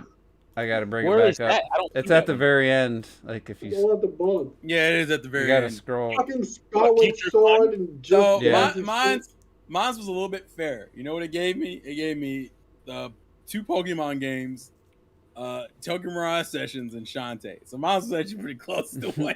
yeah, I think They- mine's, People saying, mine's like, get actually ready pretty for decent. next year, boys. You guys. Nice. Mine's Where's is that? All those. Super That's Meat Boy. not the Future Fun. You said Super Meat Boy and what else, Robert? Super Meat Boy because I played Super Meat No, Boy it's forever. on don't the forget Switch. these. T. It says don't forget these based on your history. And then, Then it it- does the and then it the does other the one is, Horizon. I don't see Cave that. Story I don't Plus. see it. Game Story is good. It's I do right need to fucking after play pick your favorite game. Yeah, Yeah, it noticing is. that you're playing nothing but all that shit, Robert. That's why they're suggesting. Oh shit! What? It says Future Fun. It's because of That's indie the games. Future It's all Baby indie game for games. me. It's all art, retro. It's all art. It is And true. It's Very true. but then they say Pokemon Let's Go Eevee, which is dumb because I already own Pikachu. It doesn't And say then, like it should say like don't forget. T. Go to these. jump to and go to pick your favorite. It was right after. Is the And then the next last one one after is, pick your favorite. The last one Oh. is Wonder Boy, the Dragon It's Trap. inside the category. Oh, that's a good ass Mhm. game. All right, So they so gave Terrell, they you'll make sense love to you'll ones. love my suggestions. What are they? No. I don't see it. Pokemon Shield, Mine was on there too. Pokemon Sword, What? Of course. Fire Emblem Three Houses, Okay. and Snipper Clips. Yeah. What the fuck? That's the I'm Like, more based surprised on what I Some played, bullshit. based on what I Listen, played. I completed Snipper Clips again with my 7-year-old literally like last week. Fucking loved it. Snipper Clips is great. It's a fun game. It's That's a good better game. than It It's some Takes Two, marketing from what with- I've heard. Yeah, but who's Just gonna make play some with it? sales Pat? bullshit. Snipper Clips is better co-op than It Takes Two. Fact. I'll just Whoa, well that's whoa, because whoa. it's local. You want Uh, mine, Juice? Yeah. Pokken Tournament DX, Nice. Pokemon Shield, Okay. Pokemon Shield again. Fire Emblem Three Houses. Because I haven't started. I think they're just pushing those games. But here's one that then makes no sense. Then, Bridge Constructor Portal. Well, I actually thought that looked pretty good at one of the indie shows. But why are they pushing that on me if I they're don't pushing know. games? If Mine's they're was- just like I trying to said, push out overall, mine was pretty close. I was like Tokyo Mirage Sessions. All right, fine, Nintendo. You see me a little bit. I just don't want to buy another censored version of that game. That's not too bad. I got Tetris Effect, which I've always wanted. Huh? The Castlevania Advanced Collection. Okay. What makes me think I want Mario Pokemon Party Shield? Superstars, and then Skyward Sword HD. Ain't too bad. I mean, that makes. Why would they That's an come to the understandable conclusion of Pokemon Shield? This is some weird. It's weird. Well, I 'cause like you- how for T they pushed 2 Pokemon games. Like both. Oh, Me no, they too. do that. Yeah, me too. Yeah, Actually. yeah. And then Might as well Pokemon throw. It makes sense because I have it registered on my Wii U, so maybe they found it through that. maybe. Fire Emblem makes sense again because I play a lot of Fire Emblem games. It's on my Wii U, on 3DS and Wii U. But Bridge Constructor, what the fuck? Bridge Constructor. Now Portal. watch. Isn't T that buy- old mobile game? No, What's it's I don't know To if be it's fair, mobile. that It's looks like the fun, though, like, I'm not gonna yeah, lie. it's almost like a music park creator type looking. That's like Yeah. zoomed out, but Try you to make get use the- portals. Yeah. It's a blend between Portal and Bridge. It's a Bridge Maker / Portal crossover. It's weird. It looks actually look pretty fun. So Yeah, watch T play and be I like, heard- oh, that's actually a pretty good game. Yeah, I know, right? I'm talking shit, and I might end up liking it. About to say that's, huh? so PlayStation waits till the actual year's over before I think sometime in January you get to. My hours are probably higher than I would think. I just did I'm very interested in those. I just did Yeah, me it too. based on it's some PlayStation 4 plus all the PlayStation 5. Just a rough estimate, because I know a lot of the games play times. I'm at about 380 on PlayStation for this year. I think you'll have more than me. So and that's not including like apps or some of the demos and stuff I played. You know, like Knockout City. I think I played on there for like an hour. So I think it's probably gonna be closer to like 400. So that's just confirmation of what my primary gaming platform is these days. You know. I don't know. I don't know if because I even like Final Fantasy 15 I did this year. Because I played most of Immortals this year. I think I had 35, 40 hours when we did the game of the year. But that was still into 2020. I bet I have like 120 hours in Immortals in 2021 on PlayStation. So I mean that's like, way more than I put on. Yeah, this could have been its whole discussion. Yeah, we could have had. All right. Well, it has been a whole discussion. I think we'll take. Really has been. I think we'll take maybe next week off. We'll see, unless Clocked can make it, then we'll do it. If because I know you were gonna. I know you said you were gonna be available for 2 podcasts. Should be alright. So yeah, I'll do it. We'll do it. Who knows? You know, something might come up. You. But yeah, so thanks everybody for tuning in, and it's been the most random discussion we've had in a long time. We covered a lot of things. Spider-Man got like a lot of time. Mostly Spider-Man. Robert got a lot of time too with his breaking down what he's been playing, like 30 minutes. It felt like. Yeah, I didn't mean to. Just start talking about random NBA 2K. No lie though, you were the reason I stopped doing what you've been playing, because you play too much. You play too many games, and we were taking an hour. I love hearing what people we were taking play. an hour. That's why I tried to make it to only new stuff. But that's what makes it fun though. Anyway, we'll probably be back next week, and then look for the Game of the Year podcast in a couple weeks into the new year. But I got to play a few more games, because I don't like just having 5, because I don't feel right, you know. Yeah, I have a couple games I need to finish. Don't have enough, and I won't have enough. Yeah. So yeah, and you can pull a Terrell. You could pull a game from the year before if it hit Switch this year or something, you know. Nah, I don't have any of that this year. I don't think. Hey man, he be throwing like sideways shade. Yeah, sneaky ass shade and shit. But anyway, Juice ain't shit. You gotta watch it. Just necessary. We'll see you guys next week. Thanks for tuning in. Yeah, I probably have more time in PlayStation.